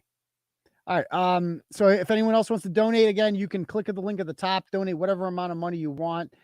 And if you write a message, I will read it out loud to the class. All right, let's watch Merb's video here. So Merb had some thoughts on this. And Merb, I've been critical of before because I said, you know, I'm like, I do like Merb. I do. From what I've seen, he's the guy that interviewed me, and I thought he was very fair with the way that he questioned both Krusty Panties and I. And I thought I won him over. I thought he liked me, to be perfectly honest with you. But then afterwards, like, it was quite obvious with his interview with Krusty Panties that he knew she was lying. He caught her in several lies. And I thought he lost respect for her for that. But I think he's just so into the chili stuff that he wants to remain friendly with her. And he doesn't like me or personally because I talk about her kids or some shit. It's like, but I think he's missing the big picture. And I think he's like this close to getting it. And I think he's a little closer now. He's a little closer now based on this most recent video he put out, because I think that was the final straw for Merb. So let's watch his video. So Merb is an attorney in Sacramento area, Northern California. And this video when Merb, like, he's got a big following on here. Like, people, he's like a lot of the people that follow this shit think they're legal experts, but he's an actual attorney, a family law attorney. So he knows a little bit more about this stuff. So let's watch this. Wednesday, hump day, for those of you keeping track. I'm just sitting out here in my car with no pants on because that's how we roll. I was thinking to myself, about almost a year ago now, I made a video about Chili de Castro. I know, odd, isn't it? Anyway, that dude, homeboy, rolled into a courtroom in Massachusetts via Zoom, but 6 of one, half a dozen of the other. He rolled into a courtroom with a bunch of documents that he had not given to the respondent in the particular action. Or do they call them plaintiff and defendant out there on civil harassment prevention orders? HPOs, I think they call them. HPOs, that's right. I don't know. I'm going to call it petitioner and respondent. It might be plaintiff and defendant. I don't know. It's plaintiff defendant. Anyway, so he rolls in there completely unprepared. He has a whole bunch of documents that he has some dude roll in at the last minute, want to hand to the judge as evidence that the defendants or the respondents had never seen. He makes vague, generalized allegations. He has no idea of what he needs to prove, of what the elements are that he needs to prove. And he just spouts like legal conclusions. The respondents are terrible people, and they have an organization that is designed to blah, blah, blah, right? They have a troll farm, Nutella, dog poop, right? Complete shit show. And I all over him, like, you stupid idiot. Well, as it happens, apparently 2 days ago now, Kate, Your beloved Kate. Oh, your beloved. I like Kate. Don't get me wrong. I like Kate. Throw that in there. But if criticism is criticism. I would ask Merb, like, what do you like about her? Like, tell me what you like. Like, tell me what you like besides, because you don't really know her at all. You've never met her, obviously. What do you like about her? Like, is it her annoying voice? Is it her condescending attitude? Is it her complete hypocrisy? Is it the fact that she's lied to your face on countless occasions? I would generally be curious, what do you like about her? And Castle Protection says that his credibility was at stake and he had to do that video. And I mean, that's an interesting opinion. Certainly I can understand why people would feel that way. Because like his whole thing is like, I'm fair and impartial. And I think the general consensus after I put the court tape out, that was the biggest disaster in legal history. What you heard in that court case, to have a judge say that this is not even close and that the aggressor is the plaintiff, and to have the child say, do I have to read this out loud? And then have the mother say, yes, embarrass yourself, honey, do that. And to come in completely unprepared. It's just, how can he has his credibility? Is it like, if he doesn't talk about this, like no one's ever going to like, oh, you're going to make fun of Chili DeCastro again. What about Kate? So you're right. He did have to do this, but he did do it either way. And he could have been light on her. He roasts her. He absolutely destroys her. Criticism, fair is fair. Kate rolls into court. Oh, another thing I'd criticize Chili for, and I still criticize him for, is you don't litigate on the internet. You file your lawsuit and you shut the F up, and you don't engage the other side. You don't do anything like that.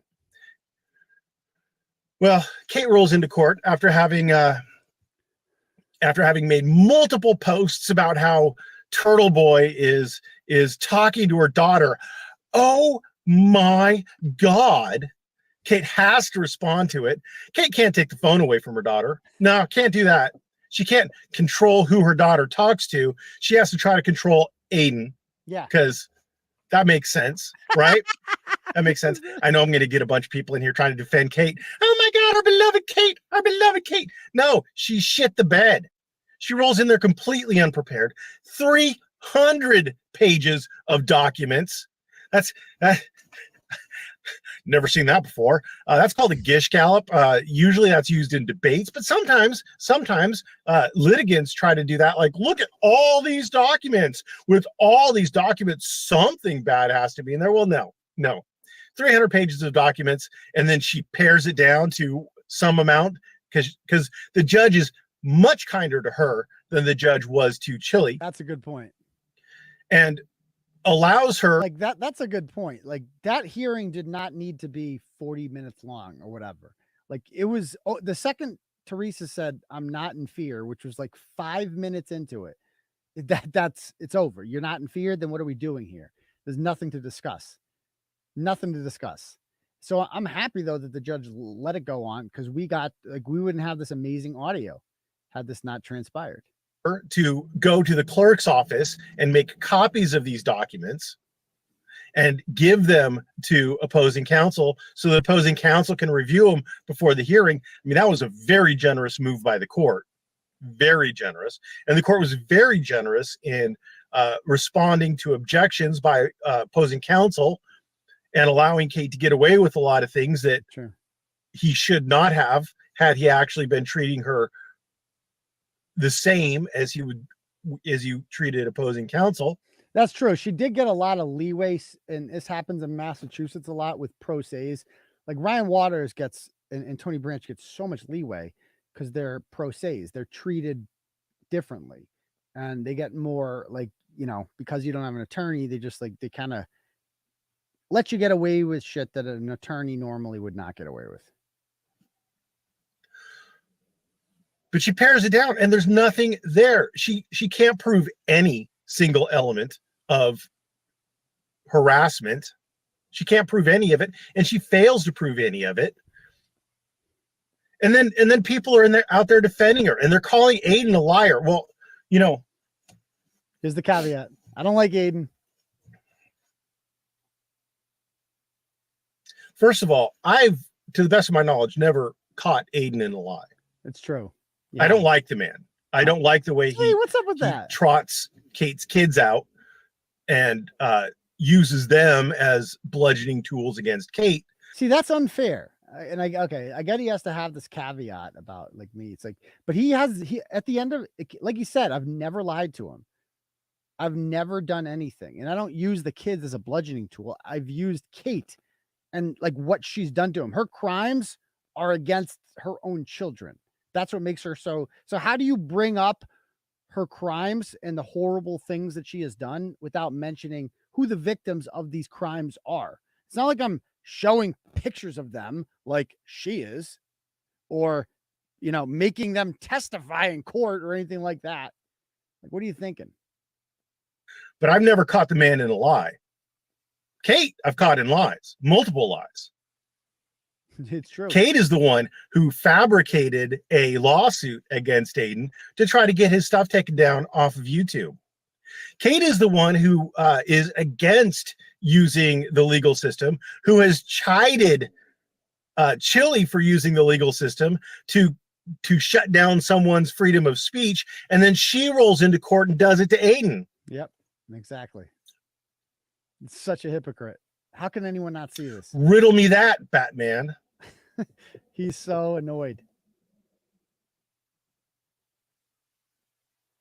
And Kate's the queen of excuses. She's the queen of excuses. She'll have 1,000 excuses for this. And again, I want to emphasize, I like Kate, but reality exists. Come on, what do you like about And her, despite my feelings of affection towards Kate, Kate is the queen of excuses. She has an excuse for everything. It can't be the decisions that she's making that have led her to where she is in life. It can't be the decisions that she makes that have caused the negative outcomes in her life. It can't be that she's made the wrong decisions and that the weight of those wrong decisions stacking up has placed her in the position that she's in life. It can't be that. It's always excuses. Get him. Kate is very convinced that I filed this HPO because the teachers and the counselors said to do it. Well, you know who didn't say to do it? A lawyer. It's so true. First of all, does anyone believe that her teachers and counselors told her to file again? And that's how you know the letter from DCF was fake too. Like everyone she talks to tells her to file a civil lawsuit or an order against me. Like teachers, social workers, like they all tell her, yeah, file a lawsuit against Aidan. Do that. No one told you that. No one told you that. I guarantee she probably doesn't even know the names of her kids' teachers because her kid never goes to school. Stop it. Stop sucking up to Merb, who now realizes KP plays him like, I'm not sucking up to him. I mean, I don't feel like I'm sucking up to him. You know, but what's fair is fair. He's right now, isn't he? So whatever. And you're going to say, well, lawyers are expensive, John. Lawyers are expensive. You can't expect Kate to have to go get a lawyer for something like this. $60,000. Well, you know what? Kate spent like, what, 60 grand on a lawyer on the bullshit case that she has with Chili. And she still has a lawyer in that case. Oh, really? She hasn't fired him. She still he looked has that a up. lawyer He looked that in up. DeCastro versus Abrams. That's interesting. She still has one on her bullshit case. On every single criminal charge, she's rolled into court with a lawyer. But for her daughter, Kate rolls in and does a pro per. Interesting. Because the counselors and teachers told her to do it. Look at that face. No, he's pissed, man. And I understand because, like, if you were him, you're like, dude, I mean, you hitched your train to this wagon, dude. Like, I warned you, Merb. This woman is ratchet. And I tried telling you this, and I get the Chili DeCastro thing, and I get all that. But, like, I can, you know, I feel like when Merb is interested in if he hears this, someone send him a clip, whatever. Merb is interested in, like, this is a hobby of his, is taking interesting, stupid lawsuits and mocking, right? And analyzing them and making fun of stupid people who file stupid lawsuits. Well, good news, Merb. I'm a gold mine for that. I get sued by stupid people. Like, I got sued by Chili DeCastros of the world every day. Like, everyone, man. Wait till you hear about Mike Fucci recently. Or, like, we can go down the list. if you want funny lawsuits to break down and you don't want the baggage and the drama of and having to be associated with someone like Kate to go along with it, I'd be a much better friend to you than she would. Let's just put it that way. And I'm a lot more likable than her. So he's pissed, man. He is pissed. Somebody says Merb definitely drinks Bud Light. Stop it. Okay. And he said something here that caught my eye. What did he say here? Single criminal charge, she's rolled into court with a lawyer. Yeah, about the lawyer thing. And that's a great point too that I brought up as well. Like she has she cares about herself. So that's why she's got a lawyer for violating the restraining order against Lauren Murray. Because she doesn't want to go to jail over that. So she's got a lawyer, so she'll pay for that. She'll pay for a lawyer for Chili DeCastro, which she doesn't really need because Chili's stupid. And that's like 60 grand. But she won't pay a dime for her daughter, who she allegedly is in fear of like getting kidnapped and raped, she said. That's what that's what she told the judge. And so obviously she doesn't, but the fact of the matter is, Merb, and you know this, like she's not actually worried about her daughter. She knows her daughter isn't in fear. She's just using her child as a pawn. Now, am I bad because I'm mentioning the child? And by the way, Merb is mentioning the child multiple times in this video. So is he doing what he's accusing me of? See how it's impossible to criticize her without bringing her kids into it? It's literally impossible. How do you talk? Because all of her kids are the victim. So how do you not talk about that? Because the counselors and teachers told her to do it. You know what they don't do is they don't give legal advice. Teachers and counselors don't give legal advice. They don't. And I would bet that Kate felt like they were telling her to get it. Exactly. But it was probably something like, they were saying something like, if you think he's harassing her, then you probably should get, like, if you think, maybe, but I seriously doubt they were giving legal advice. That's exactly what it was. That is, he knows her too well at this point. That is exactly what that was. That Kate knew that Kate was probably, just like last time I was in court with her 3 years ago. I remember we had the order thrown out and the judge says at the end, well, if you'd like, you can pursue a civil lawsuit or whatever. And then Kate goes afterwards and is like, oh, it was actually a victory. The judge told me to file a civil lawsuit. It's like, no, he didn't tell you to file a civil lawsuit. He said you could try that if you want. Basically, like, this is the wrong avenue that you're pursuing right now. You can try this, I guess. And you took that as like, oh, he says I should sue you. No. And nobody told you to do this. Like, acting like I was advised to do this. Nobody advised you to do this. You did this impulsively on your own. That's it. I'm sure she'll say they were. I'm sure she'll have that excuse. But did she get a lawyer? No, she did not.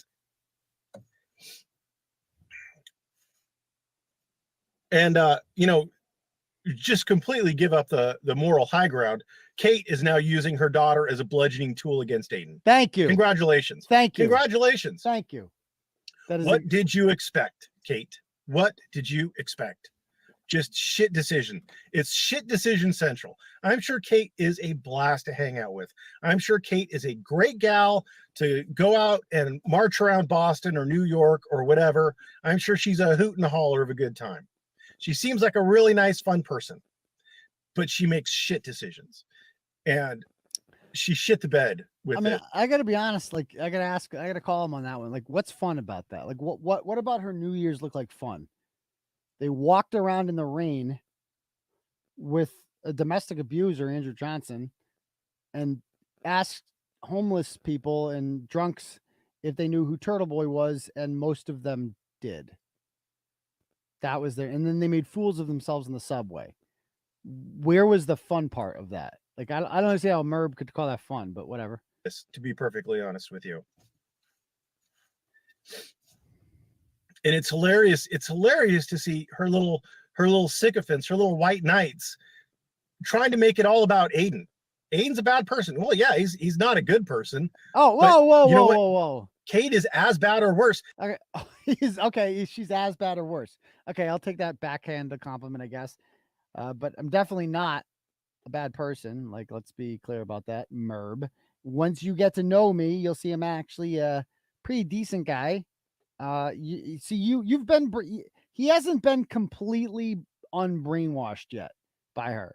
If you're still hanging on to the like, yeah, Turtleboy's an asshole thing too. It's like, I know I'm flawed. I know I'm not perfect, but I know I'm not like a bad person. I'm pretty convinced of that. And I think I can admit my mistakes when I'm wrong. I listen to people. At first, I might be a little defensive, but like I'll actually listen to you when people tell me. Like I'll admit, like I admitted I shouldn't have taken Bret to court. Like I admit that. I admit that I shouldn't have. I apologize to Amber, and I apologize to other people, JB, and other people have apologized. Not all of them taking the apology, and that's fine. But like, I know what I am, and I know what I'm not, and I'm nothing compared to Kate Peter. Nothing. So go on. Twice now, Aidan has said, Turtleboy has said, look, I'm going to cover the legal stuff, the criminal proceedings and things like that, because that's news. But I'm done with the drama. So you drop it, I'll drop it. We both go our separate ways. And all I'll do is cover the criminal stuff, the legal actions. Twice he's made that proposition. Twice Kate has refused it. It's true. Who is the problem? Kate's, I'm gonna ignore him for 90 days or 6 months or whatever the fuck it was. That was an excuse. It's like, I'm going to quit smoking for 6 months. I'm going to quit smoking for 90 days, however long it was. That's saying I'm going to go back to it. That's what it was. I mean, if anybody's defending Kate against Aidan, you're being stupid. You're being stupid. She's picking this fight as much or more than Aidan is. And they're both slinging shit, and they're both going to get covered in it. He's getting because that's what happens in a shit slinging contest. He gets it. And I'm going to say Aidan's a terrible person for bringing up Kate's kids in it. And I'm going to say Kate's a terrible person for bringing up her kids in it, for getting her kids involved in it. Yeah, you're both terrible people, and you both deserve all the shit you're getting over it. You both should be adults. You both should walk away. You both should stop shitting on each other in public, because that's what adults do. I totally agree, man. Again, I don't understand the both thing here, because I tried to walk away, man. I didn't want to go to court. I didn't want this. I won. I got good audio out of it, and I'm going to have my victory lap, obviously. She tried to get me arrested. And by the way, I did speak with North Attleboro Police detective. I forget his name. Nice guy. She wasn't lying when she said that there's a search warrant. They got a search warrant for my records, Verizon. And I thought about calling a lawyer, but I'm like, I don't care. There's nothing to hide. And so my big concern when I talked to the detective about this, I said, look I want to know what happens when I'm exonerated. Because I want to know, is the North Attleboro Police Department going to keep that same energy into finding out who did make this call? Because someone called. If I didn't call the girl on my phone, because my phone number came up, they said 5 times. If my phone number didn't come up, or if it wasn't me doing it, someone did. Does North Attleboro want to find? Does the North Attleboro Police want to find out who did that, or do they want to find out if I did it? Because if they are only interested in finding out if I did it, then I have something to lose and nothing to gain. And in which case, this investigation is a farce. I'm all for it. Let's do it. Let's find out who did this. Let's get to the bottom of it. You guys went through the hassle of applying for a goddamn search warrant, right? Let's get a search warrant with this freaking spoofing app company. Let's do it. Let's find out who's responsible for this. If the North Attleboro Police really want to do police work, let's do it. And I'm going to be up their ass about it, if that's the case. Because that's, there has to be some kind of crime. Literally trying to frame me for committing a crime I didn't commit. And I said to the detective, If I didn't do this, that means someone did, which means they set me up and they're playing you and they're wasting your time. There could be crimes that you guys could be investigating right now. And you're not doing that because you're investigating me, because they lied to you. They know I didn't call. They know I didn't call because they know they did. So what are you going to do about it? No, it wasn't. Apparently, I submitted all my records to the Holden Police Department. Holden Police sent them to North Attleboro. They want to do a search warrant. That's fine. I got nothing to hide. It's not, they don't go through my phone. They just get the list of outgoing calls from Verizon. And I ain't going to be coming up. So it is what it is. So anyway, so he almost done here. Anyway, thanks for watching. I look forward to your comments, your well-reasoned comments that are completely going to be non-emotional, purely rational, logical arguments about why I was wrong. And it's not going to be just gobbledygook emotional crap about how Aidan is always a liar and how I'm so stupid for believing him, or on the other side about how I should be covering Kate's abuse of her children or whatever. And honestly, the comments overwhelmingly in support of me. You have no idea how many people in the comments were like Kate fans and like, I'm out. What you said, Merb, I completely agree. You basically took the words right out of my mouth. They're done. They were disgusted by this. Kate always wins, right? Well, she doesn't seem to be winning much lately. She got an order placed on her. She's facing a criminal charge for violating that order. They found out she's been lying about having a husband. It's her boyfriend. They found out that this boyfriend abuses her children, and she still allows him to stick around despite a felony conviction of assault and battery on a family member. Pulled a knife on her daughter. Calls her own daughter a liar. All this stuff. And they see that she's just losing and that she's trying to get orders on me and isn't just losing, is losing in spectacular fashion and is using her child as a prop, as a weapon to do that. It's disgusting. And people are like, that was the last straw for people. And they're out. They're out. So I'm going to have my victory lap. I'm sorry, Merb, but I'm going to have my victory lap on this one because that woman has put me through hell. Let's not forget what she's done to me. Let's not forget what she's done to me, man. This is a woman who was sent revenge pornography of me by Leah Genduso in September of 2021. The first thing she did, according to her, was consult with her 2 children she showed them the video and said, what should I do with this?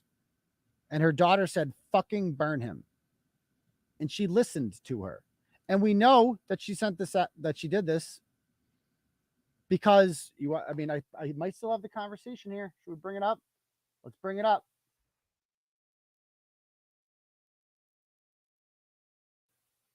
The messages. Hold on. Discord.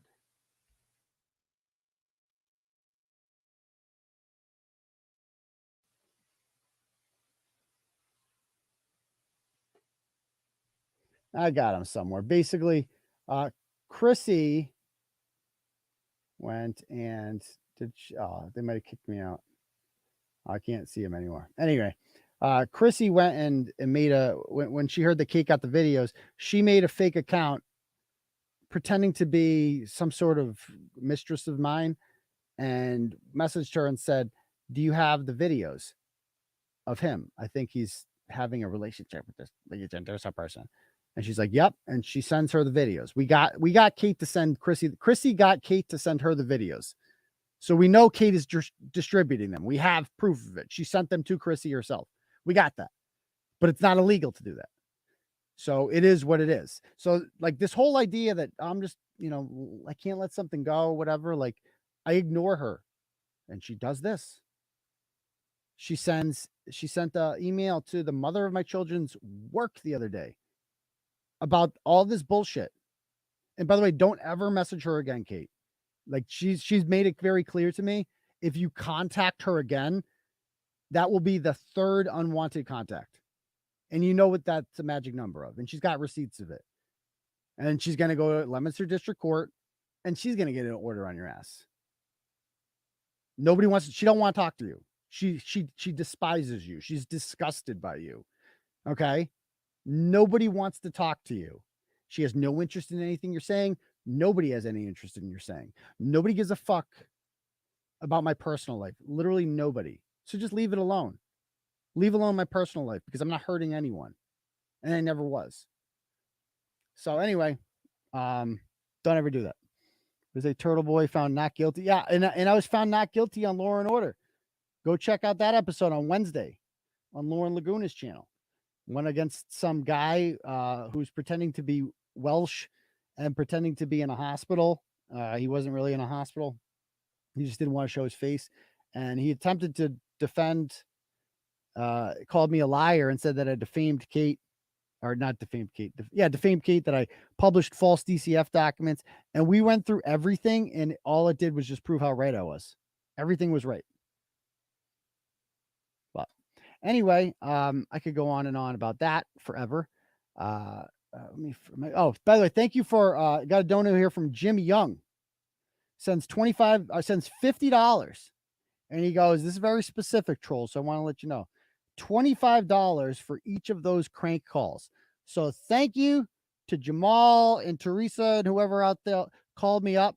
Those were $25 a piece. That's what those got me. People donate. You understand this? People hate you guys. And so they donate out of spite. Troll Homeo, I'm looking at you, my guy. So thank you very much. Thank you very much.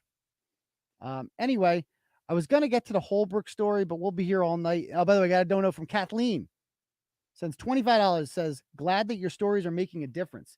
It must feel good when your stories get results, such as it does. It really does. And my stories have been getting a lot of results lately in general. And I'm so glad to see in-person shit. I can't wait to go to Newton on Thursday to be part of this. I cannot wait. Because I see these videos of people like Riley Gaines getting attacked. And I'm just like, man, I wish I was there. Man, I'd like to crack some skulls. Like, you know what I mean? Like, not like go around looking for fights, but like those transgender mobs, dude, none of them been in a fight before. Oh, they ain't about that life. They've never, like, they're so used to just yelling and screaming and acting tough. They've never been punched in the face before. And by the way, fuck Charlie Kirk and Turning Point USA. I don't know if you guys saw these videos in the blog I did yesterday. This woman named Riley Gaines, she's a former Kentucky swimmer who lost to Leah Thomas, the man from Pennsylvania University, and has been an outspoken advocate for women's rights in sports since then. And she goes and she's called transphobic and people want to beat her up and stuff like that. And Turning Point USA hired her to work, speak to kids at San Francisco State University. And they send her in alone. Like, the police are there, but like, I'm sorry, but like, hire a fucking biker gang. Like, why are we acting so defenseless around these blue-haired pussies? That's what they are. Why are we scared of them? We should be cracking skulls. Like, if you want to get fucking violent, we can get fucking violent. And I'm not a violent person, but I'm not going to be intimidated by you physically at all. I'm going to knock you the fuck out. I'm going to take your face and I'm going to smash it into a fucking locker. And then it's going to be over. It's going to be over. You'll be like, oh, this is not a guy that can do this, dude. Shout out to your biggest story of the week. Oh yeah, that's a good point. My biggest the biggest story of the week I did was, let me pull it up over here, because there was a lot of big stories this week. I got like a whole bunch of new Twitter followers for this. Remember last week we had Billboard Chris on the show, and he was attacked by that crazy transgender dude in Vancouver. Well, we identified him. There he is. So 43,000 views on that one. And his name was Brooklyn Kelly. And so we found that out. And so Vancouver police, go and arrest this dude. Go and arrest Brooklyn Kelly. Is his TikTok still up? Let's see. It's still up. It's still up. So check out that blog. Thank you for all the new followers. Hope you guys like the content. We do shit like this all the time. We expose bad people doing bad things. You know, we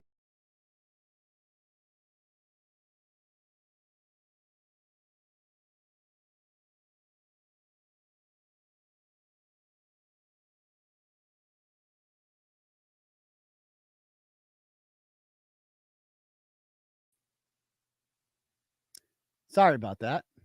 I guess I lost that, but I'm back. I'm back. I hit the wrong back button. I meant to hit back on the other thing, the other screen I was sharing. Yeah, so there was that blog. There was this blog about, Wareham High School announces an investigation into the teacher. Remember that teacher we exposed last week? That weird, creepy teacher going around being friends with kids. And she also fucked a recent high school graduate in 2006 and lost her job at New Bedford Vocational School back then. Yeah, how about that? She's under investigation. So another person held accountable. This was an interesting story out of East Hampton that kind of got a lot of buzz before we wrote about it, about the guy who was fired, or he was hired to be the superintendent of the East Hampton Public Schools. And then the offer was rescinded when he said in an email, "Hello, ladies." He addressed the women as ladies. So yeah, check those out. So those were some of the bigger stories we did this week. And I did love this drunken guy. This didn't get as many views, 5,000 views, about the Holbrook guy, but that guy's a fucking riot. So he'll be in Ratchet Madness. Oh, Ratchet Madness, by the way. So Ratchet Madness selection show is going to be Tuesday night. So get ready for that. It'll start. It's a late start this year. We'll start it the week of April vacation. So that will be the first. So Monday we'll start it. But the reveal show will be on Tuesday. So anyway, so yeah, am I forgetting anything else? I feel like I kind of hit on the major stories of the week. So why don't we do a little Ask Turtleboy? If you guys have any questions, feel free to fire away. Again, if anyone wants to do turtle chat, you can link and I will read your comment out loud. If you do it that way, you can donate whatever you want to the program, to our independent journalism, which, as you guys see, gets results, man. Who else is doing this shit? Who else is calling out this principal of Newton North High School, this tyrant? Turtleboy gets shit done. You know, I might be in a minority in this state. I might be, not as, on the winning team because I'm a conservative in Massachusetts, but it's important that they know that we exist, man, and we're out here. Okay. Questions. The Mejia court date, we don't have a date set up yet. We're just doing some interrogatories right now. I love the Masters. I love the fucking Masters. I'm not even a big golf guy, but it's just the best. It's one of the best sporting events. It's so fucking cool to watch the Masters. And who I'm rooting for, I want Koepka to win. I mean, I like him. Is that how you pronounce his name? Koepka. He's gonna win. He's winning by 4 strokes right now. I've never seen it rain at the Masters like this before. So obviously today was cut off like after halfway. I think that's bad for him. He's up by 4 strokes right now on John Rahm, who has won the Masters before, and I think would be the favorite if they were even. So yeah, I'm looking for it. Is Koepka, is he a live golfer? I want whoever is a live golfer to win. I mean, a lot of the heavy hitters are. I mean, golf is a crazy thing because it's like you never know. Like, remember that guy Patrick Reed, the guy that fucked over his parents, won in 2019, and you never hear from him again. Or last year, Scotty Scheffler, and I think he shot a 75 on Friday. He's out. He's done. Tiger Woods won in 2018. He's obviously injured and he ain't the same. Rory McIlroy might reappear on Sunday. He might shoot like a 64 on Sunday and get his name kind of back into buzzing, and Rory's coming back. And that's what makes the Masters exciting. It's like there's a chase, there's a pack of people, and they're all on different holes, and it's fucking wild to watch. I love the Masters. Okay. Oh, so Rahm has never won, but Koepka has won the Masters. I did not know that. I thought it was the opposite. So why is Rahm favored? Like, is he a better Golfer, I don't know. I just think it's so cool. I love watching the Masters, man. All right. Anybody else? Why do you say we broke the story instead of I? I don't know, because it's kind of a team effort over here. Like, I guess I write the blogs, but I consider Turtleboy like a movement of the people. Like, people are helping, you know? People are sending in the story ideas. I got my admins helping with the page, organize stuff. Like, I make the sausage, right? But I don't package it. He missed the cut. Who missed the cut? McElroy did? I did not know that. Okay. What about the black dude who cheated on his hot wife and she smashed his car with a 9-iron? That's fun. You'll have to be more specific.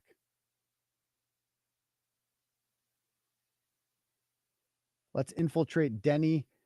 Or I have a better idea. Let's just not pay attention to Denny. That's what I would suggest, because Denny is a nobody. He's an absolute nobody. And I feel like giving people like him any sort of attention is a win for them. So Tiger is +9 and out. What? Tiger didn't make. Who missed the cut? Tiger? Or I thought Tiger was playing today. Did I miss that right? Yeah, the app should be out in a couple weeks. The app should be out in a couple weeks. So Rory missed the cut. Interesting. Has Bryson DeChambeau won the Masters before? Because he's nowhere. Did he even make the cut? He's nowhere to be seen. That's what I thought. I thought Rahm has won the Masters and Koepka has not. Koepka's won a major. I don't think he's ever won the Masters, though. And this is the most important one. This is the one everyone gives a shit about. Like, I'll watch the U.S. Open, the British Open, all that stuff, the PGA, but the Masters is special. And it's on Easter Sunday. It's freaking awesome, man. It's great. Yeah, we had Billboard Chris on, you know, and Billboard Chris and I are buddies. Like, it's cool. I love what that man's doing. That man's a hero. I deeply admire Billboard Chris. What do you think her next move is? Her next move is going to be to like expose me some more, some shit. And it's just not going to hit the way that it once did. I think her reputation is too damaged at this point. I live next to a golf course. I don't know. I like watching it on TV because there's always there's people playing on 18 different holes. So there's constantly something going on, you know? And we will definitely be having a tournament this year for sure. We need to have a live event to celebrate these recent victories, I think. And then we need to have the golf tournament. That's what we need to have. Tiger did make the cut at +9. That's what he's at. Yikes. Oh, Tiger's the hot. That's right. That's right. I forgot about that.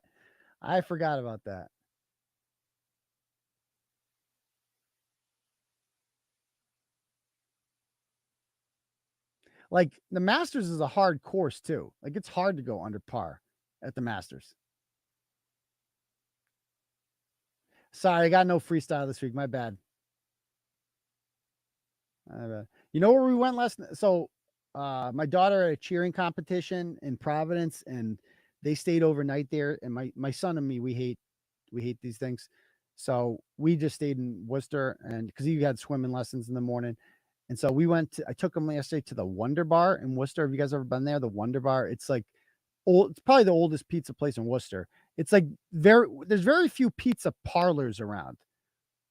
Everywhere is a pizza takeout place or like a restaurant where you can get pizza, but there's very few pizza parlors around. And the Wonder Bar is a pizza parlor where you go there and you get a nice pie and it's good and it's New York style and it's delicious. And I never went there before. They do the Woosocks catering, whatever. They sell the pizza and they have the contract with the Worcester Red Sox. And dude, it was the bomb, man. My son ate half a pizza. He ate 3 pieces of pizza. He's never done that before. And the waitress gave him a prize, he said, and he got a full king size, his choice, Reese's peanut butter cups or Twix. And I was like, please Please pick the Twix. Please pick the Twix. He chose the Reese's peanut butter cups, which I have no interest in. And he ate the whole thing. So we had a great time. I've already done a Kate Peter freestyle, but maybe I should do a victory one. Bret's last community post about you was 20 minutes ago. Oh, is he still? Oh, that poor guy. That poor guy. He really needs attention, huh? Let me guess. Something. What do you think he will do next? Nothing. He tried to make peace on the show. Yeah, I mean, nothing. He'll do nothing. That's what he'll do. He'll talk into the void. Yeah, maybe he should just make a porno. Watch out, Mr. Moray. You're going to be on his shit list now. He might make a post about you. Oh, no. I'm sure you're really scared. My daughter's 7, sir. 7. Yikes. Yeah, I mean, there's not a lot of good pizza in Worcester. There's not. In Massachusetts in general, I don't think there's a lot of good pizza up here. In New Jersey, Eddie Matto knows this. Like, every pizza shop in New Jersey is good. There's no such thing as a bad pizza place in New Jersey or Connecticut or Southern Connecticut. Like, everything from New Haven west is going to be great pizza. But for some reason, we just can't make it. But the Wonder Bar pizza was great. Now, we just had soda. I love drinking a fountain soda with pizza. I think it's just the best combination in the world. Love it. I absolutely love it. No, Worcester definitely has a lot of good restaurants. I mean, it's the second biggest city in New England. Better. It's definitely got some good restaurants. Nothing like crazy good or anything like that, but like you can get good food in Worcester, no doubt about it. What's it like for Turtleboy going out in public in Worcester? No, I mean, I get everywhere I go, somebody says something. Like, it's like these days, everybody. Wonder Bar, it happened yesterday too. Like, I'm just so used to it. And they're like, usually they look at you and they're like, are you the guy? Like, that's usually what it says. I'm like, yeah, I know what you're talking about. And we don't, like, people are still like afraid to be like, are you Turtleboy? It's like, no, you can say it, you can say it. But it's cool. It's it's flattering because it's nice to meet people in real life who are reading this content and enjoying it. And it lets me know that, like, oh yeah, like real world people, not just internet people, are out here. And you're all real world people. I just don't meet everyone in the real world. But when I go to court, we got a bunch of people there. It was great to meet you people there. That was awesome. The worst thing you could ever do to Bret is ignore him. You're right. Totally right, Lawrence. Restaurant week in Worcester. Yeah, maybe. Do you see Trump backtrack on hiring Laura Loomer? That was hilarious. So Laura Loomer's a nut job, an absolute psychopath.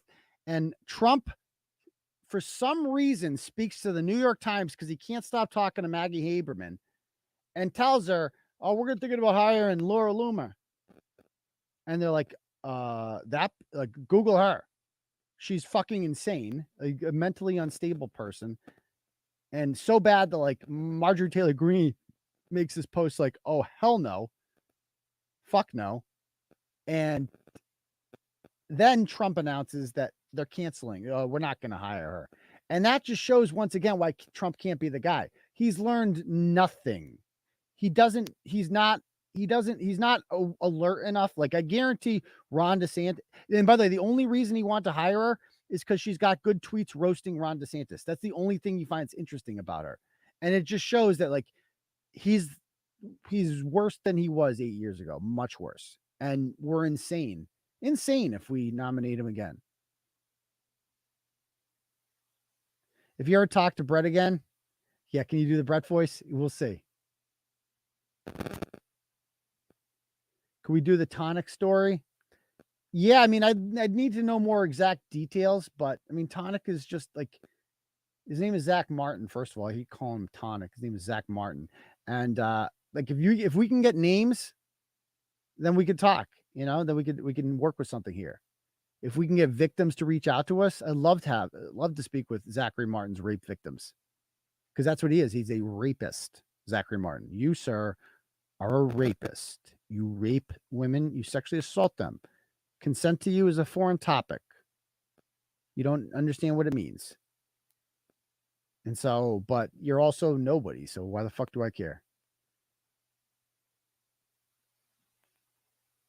So he hasn't won a Masters. I'm so confused. Okay.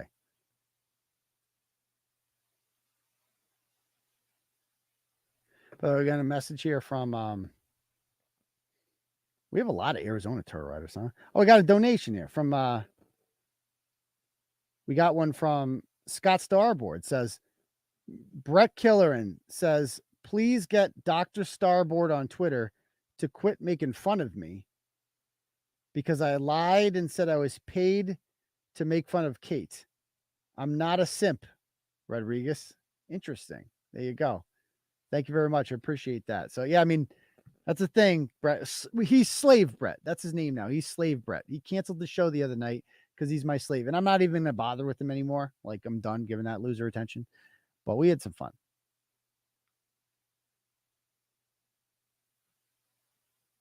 Yeah, you're right. Everything is a pedo these days. It's like it's lost its meaning, you know? It's totally, I mean, these people, it's so toxic. Just I listen to these people on these panels for like 10 minutes and it's just, oh, they're just so mean-spirited and just vitriolic, and it's not healthy to live like that, man.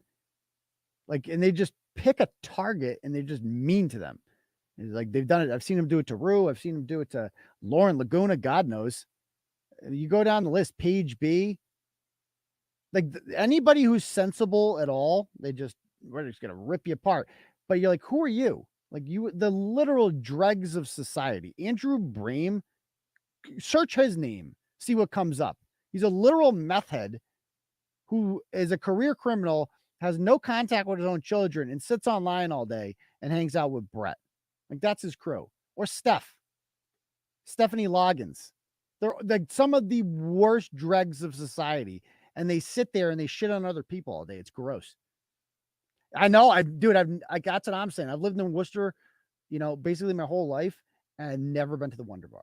It's the most famous. It's like the most Worcester pizza parlor that there is. And I've never been. And it was fucking so good. And my son loved it. Absolutely loved it.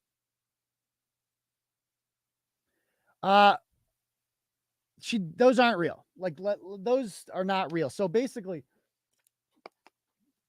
you'll notice that, you know, like after I went on Timcast and shit, I picked up like a couple thousand subs or whatever on YouTube, and you see it growing.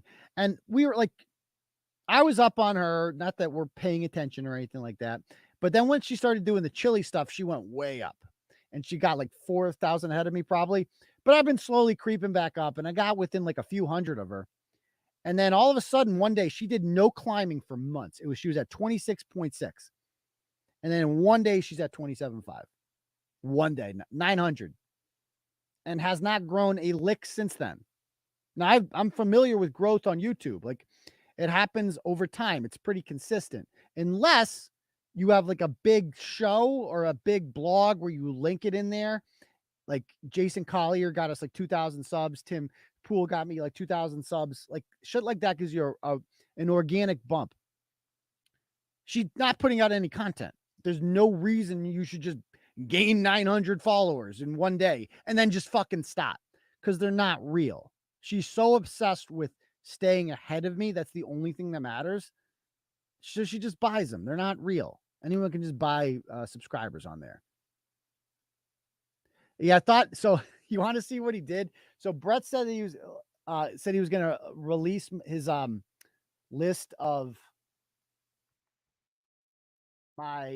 he's like, I got a list of all your customers on Turtle Club, and only like 60 people are in your stupid club. Well, even if they were, Bret, even if there were only 60, like that's still 60 more people that pay for premium content that have ever paid for anything from you. Obviously, like no one ever paid to hear you talk.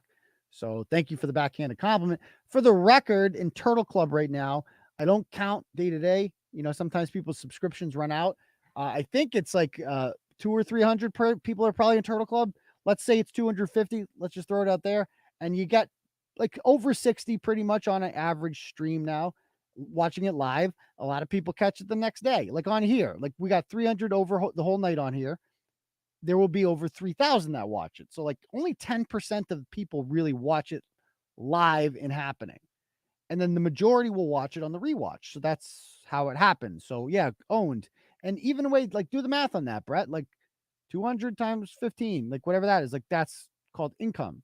That's how, so I'm running a business. I'm selling a product to people. You understand how that works? I've invested. It's called an investment. I had to spend money to make money. That's how a business owner works. The Turtle Club wasn't just a platform that appeared out of nowhere. It took time and money to create that, to create a platform where people could purchase that and get ad free. A lot of coding went involved in it. That's what businesses do. You wouldn't know anything about a business because you sit on a fucking computer all day and talk about how you're going to launch your fishing lure business. That never fucking happens, does it? Interesting. So let's see what he's got going on over here. So he posted, I believe. Oh, he's got a picture of me. Nice. look at the rantings and ravings of this lunatic. Okay, we're gonna make fun of him a little bit. I know we shouldn't, but it's too funny. So this is what do we got here? AIDS land. Oh, that's so white. So now he's obsessed with this new guy, Paul, who has been around Turtleboy for quite a while. He's a, he's not even like, most of you probably don't even know who Paul is. He's pretty quiet. He's a grown-ass man with a family and kids and shit. Like, he doesn't have time for this. And I'll tell you one thing, like what I said, like when Paul has had criticisms of me, like he's an OG turtle rider, when he's had criticisms of me, he tells me, and I listen to him. And even if I don't agree with him, I'll still listen to him. But sometimes I do agree with him. I'm like, yeah, that's a good point. You're right. Because that's what grown-ups do. And like last year, he didn't agree with the court thing and the way I was handling some things. So, you know what we did? We went to Quinn's and we had a few beers and we watched hockey together and we talked about it because that's what grown-ups do, Bret. That's how adults have relationships. You're not used to that. You don't know how to. That's why you got so mad when I pointed that out. Aidsland and Pedo Maxwell are this kind of guys, drooling over kids' pics on private live shows. You're a sub, right? I've never seen him in there, Maxi Pad. And then there's a picture of me. Was this on Turtle Club? I thought this was on a live show. And there's me in Genduso's uniform that I took from her. Okay. And like, this is the kind of tough guy shit that we're dealing with. Like, oh, Bret's, guys, watch out. Watch out. Bret's posting memes again. He's serious this time. He's got that blicky. What the hell? He's got that blicky. He's real serious this time, guys. He's posting pictures of guns. Watch out now, except the judge in Leominster said he's not actually a threat to anything. And he came all the way down to Attleboro District Courthouse to support a child abuser and watch her lose in court to me. That's what you did. You wasted a day of your life. Not that you have anything going on anyway. Oh, but I made $275. Made. You're like people gave you $275 out of pity. Like you're a welfare queen. And so he posted, look at this shit. Tiny touch hole talking tough. Poor little red meat was in front of 50 viewers and decided to act tough in front of Josh and his pet AIDS victim and drunk loser quarter pounder. Apparently, the red-meated runt boy talking shit saying it could kick my ass. Stop it, AIDS land. I'm not even going to mention him either. Oh, people message me about it. They're like, did you see what he said? Blah, blah, blah. I'm like, no, I don't, because I don't watch fuck. So this is what he does all day. Interesting. Okay. Oh, there's me. Who wore it better? I only see one picture. Okay. So I guess this is what he does all day. This is a grown-up. This obsesses over shit. No one reads anything. And then he posted this. So I guess he claimed he had a list of all Turtle Club subscribers, which I'm like, no, you wouldn't have that. I'm like, I go, hey, I'll give you $500 right now if you could show me a list of Turtle Club subscribers. And this is what he produces. A screenshot that the Storm put out of some donors, I guess, that I showed on my screen like a year ago. So these aren't, Bret, these aren't Turtle Club. I know words are difficult for you. Turtle Chat is not the same thing as Turtle Club, my guy. So not good. Again, I win again. Okay, anybody else? Will Worcester give Turtleboy the key to the city? They should.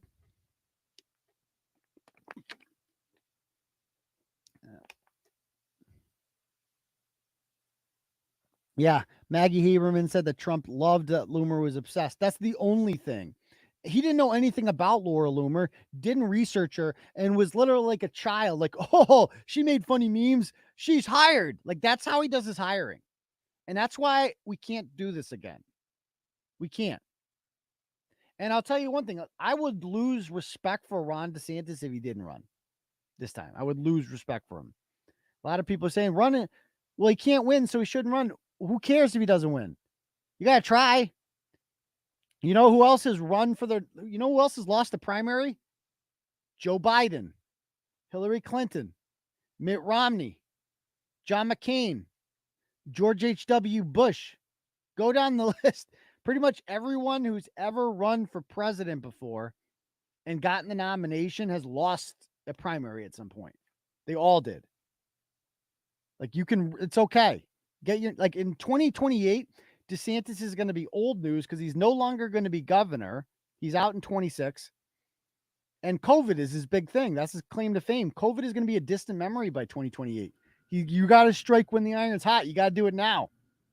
And if he kind of bitches out because he's like, hey, I can't, Trump has too much momentum right now. That's weak. That's weak, man.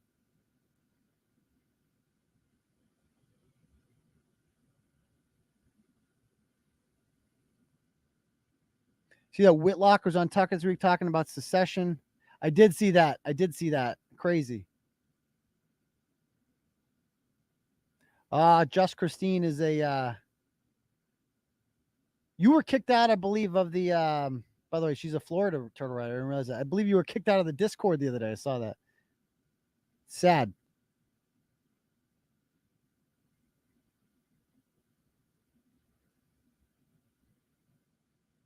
Neither have won the Masters. Thank you. Okay. Yeah, you're right. These responses about golf describe it in a nutshell. I'm not a golf diehard. I'm like it's like the Kentucky Derby. It's like with horse racing. I get real into it when it's on at this time of year. I'm like, yeah, fuck yeah, let's go. But that's about it. I don't really follow it that much during the whatever. After the taking down Maz and Chris Curtis, were you surprised Cullinan wasn't able to take down Gresh? He got audio of him mocking the guy. Oh, I did not know that. Man, cancel culture Cullinan is on a roll. And Andy Gresh is the worst of all of them. Like, he's less talented than Maz. He's less talented than Chris Curtis. Like, he's so... Every time I hear Andy Gresh talk, it's like, dude, he sounds like he's eating every episode. Like, so he sounds like he's eating sausage the whole time. He's so bad.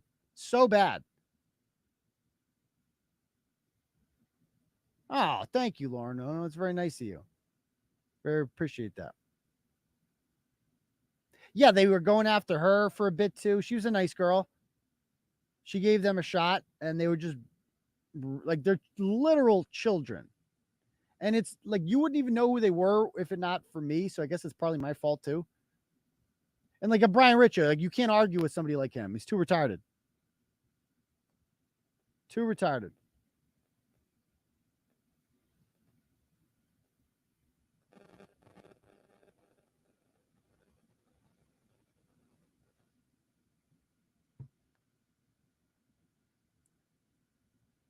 Does he call everyone pedos? It's interesting projection. I agree with you, Dave.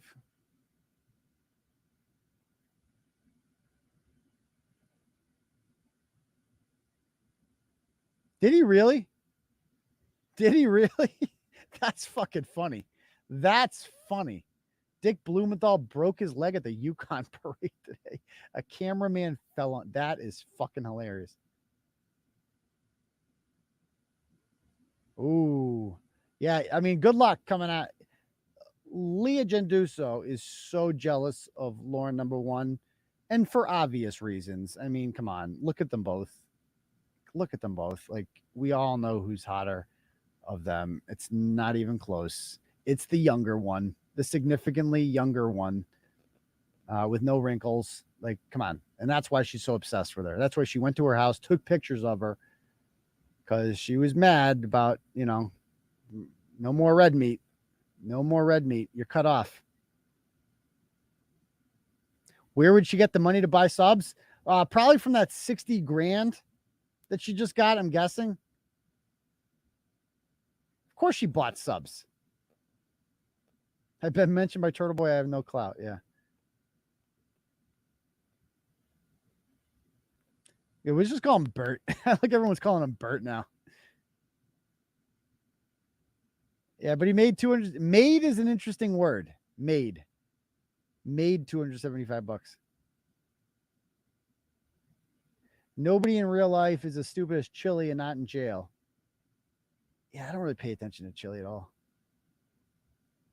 Me and Chili have no relationship.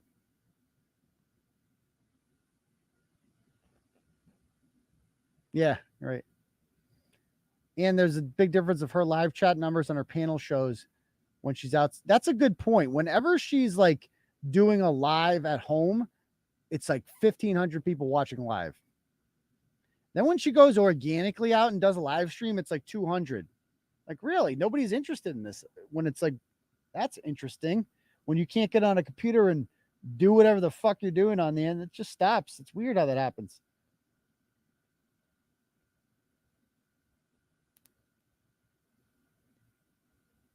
Bret's an idiot. None of his fucking business how many subs you got. Millions read your... Exactly. I mean, it's just like, come on, Bret. It's just such projection on their part. He's lost his mind completely. Bret, I want to fight you in the courthouse, Killerin.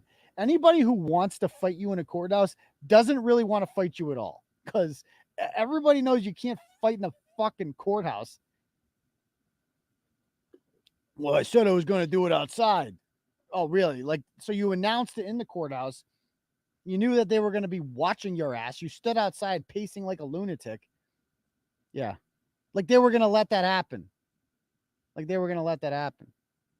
You do disagree with me, and that's fine. You know, a lot of people do, and that's cool. And you're still here. That's the thing about it, is like, we can still be friends. That's cool. Yeah, and it's like what Bret's love for using nooses, it's all just an act. Like, Jamal got him figured out a while ago. It's like, it's all an act with this dude. It's like, he's not about that. Like, there's nothing scary about him. It's all just like when I love when he says, like, I'm a career criminal. I've looked up your criminal record, Bret. There ain't that much there. Like I'm going to look it up right now, like, for this career criminal, because it's all on mass courts. I'm going to look up his criminal record for you people right now and see what comes up. Search Worcester District Court. District Court. Okay.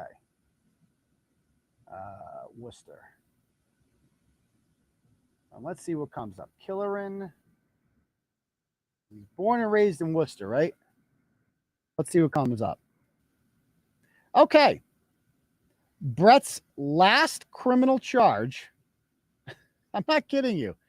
Dude, his last criminal charge was 1988 for the career criminal. I'm not kidding you right now. 1988. You know what it was for? So he's got that armed robbery charge, 11 that he always talks about. I got fucking armed robbery. Yeah, you got an armed robbery on, I was 6 years old when that happened. November 14th, 1988. Armed robbery, dismissed without prejudice. That's your criminal record, Bret. That's your criminal record. You know what his other charge was for? On October 26th, 1988. The crime, Commonwealth versus Killerin, Bret. The charge, vandalizing a gravestone. Disposition, guilty. He pled guilty.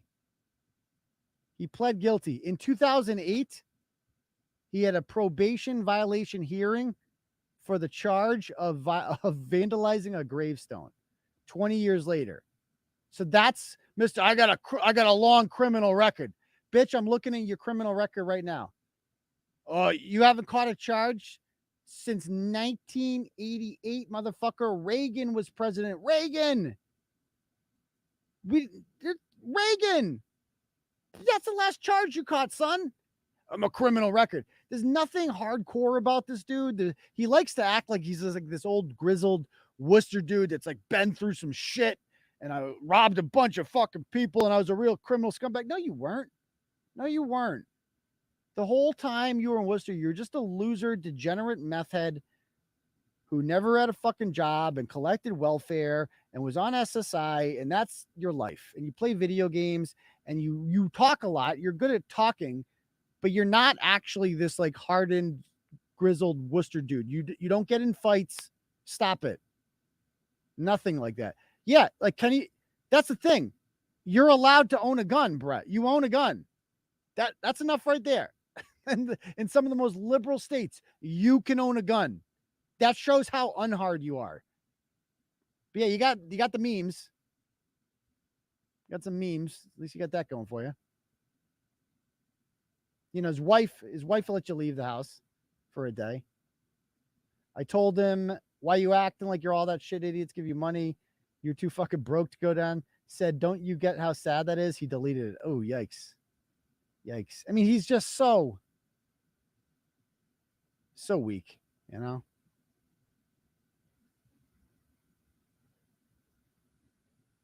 Of course I could fight it. Of course. And that's what he got so mad about when I said that. It's like, I really feel like I could beat him up because I don't think he's ever been in a fight. And I saw him in person and he just looks, he's a lot. He probably outweighs me by 100 pounds. So that would obviously make it harder, right? But I could give it a shot. It's just, who cares? Like, I'm 41 years old. I'm not going to go around getting in fights.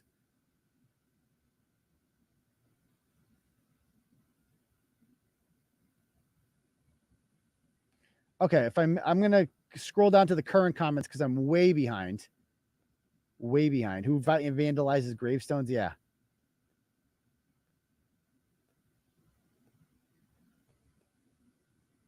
Oh, God, this guy's here. Oh, Jamie Lynn. Why ask me to punch you then? I don't know. Honestly, Jamie, it was interesting content. I'm like, can I get this guy to punch me? Can I get him to kiss me? I don't know. Like, people were watching. People, like, I think we were losing the Bills like we always are. Whenever I live stream a game, we get killed. We might have lost to the Bears that night. So I have to do something to make it interesting for the people. No, I didn't want to seem tough to you. I was just going to let you punch me. Like, at least that'll be entertaining. Like, people could, like, and I offered you a free punch and you didn't take it. You should have taken it. Because that offer's rescinded. No more of that. You had your chance.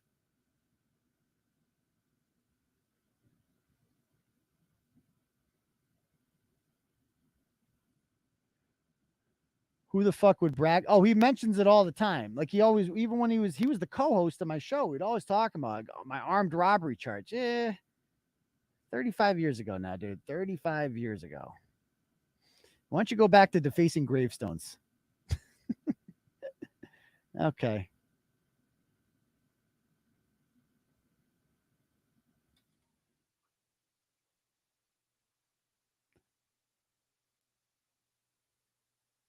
All right. Anyone else have any other questions before we call it a night?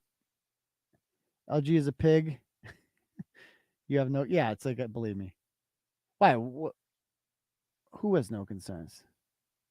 Oh, let's not talk about Amanda. Let's actually not do that because I'm going to puke. I am going to puke. Oh, I saw that comment there. I like that. I like that. Yikes.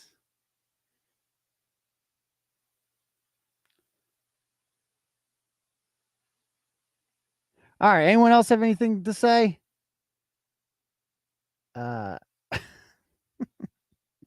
You met Lauren Uno, Jamie, didn't you? You met her. She's a nice person. Jamie Lynn, you should be on our side, dude. You're one of those people we should forgive and forget. I don't know about your brother. I'd take it like he's welcome here. I think he's kind of too far gone at this point, but he's welcome back too. Everyone's welcome back except for Bret, Amanda. Actually, Bret's even welcome back. She's not Amanda. I can't stand Amanda. She can fuck off.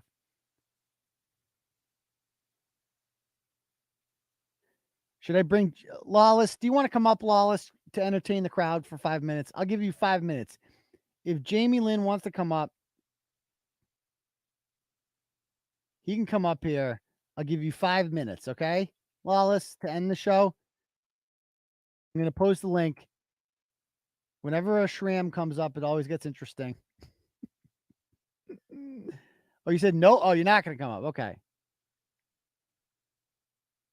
Sorry, I don't have any recommendations for history books right now. Just don't read anything Michael Beschloss ever wrote. I'm going to burn all my books by him.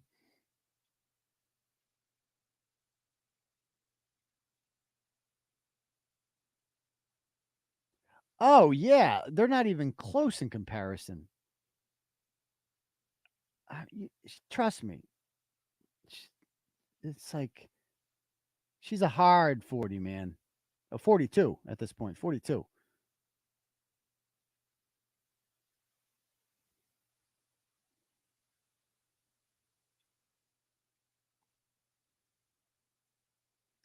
So is he not coming up? Who is the Euro trash thing? So that's I mean, I like Terry. I thought Terry was funny. I find Terry amusing. But it is kind of sad how he's like Bret's lapdog. Like, kind of hurts his credibility, in my opinion. But I find Terry amusing, and I've had conversations with Terry without Bret around, and he's a completely different person.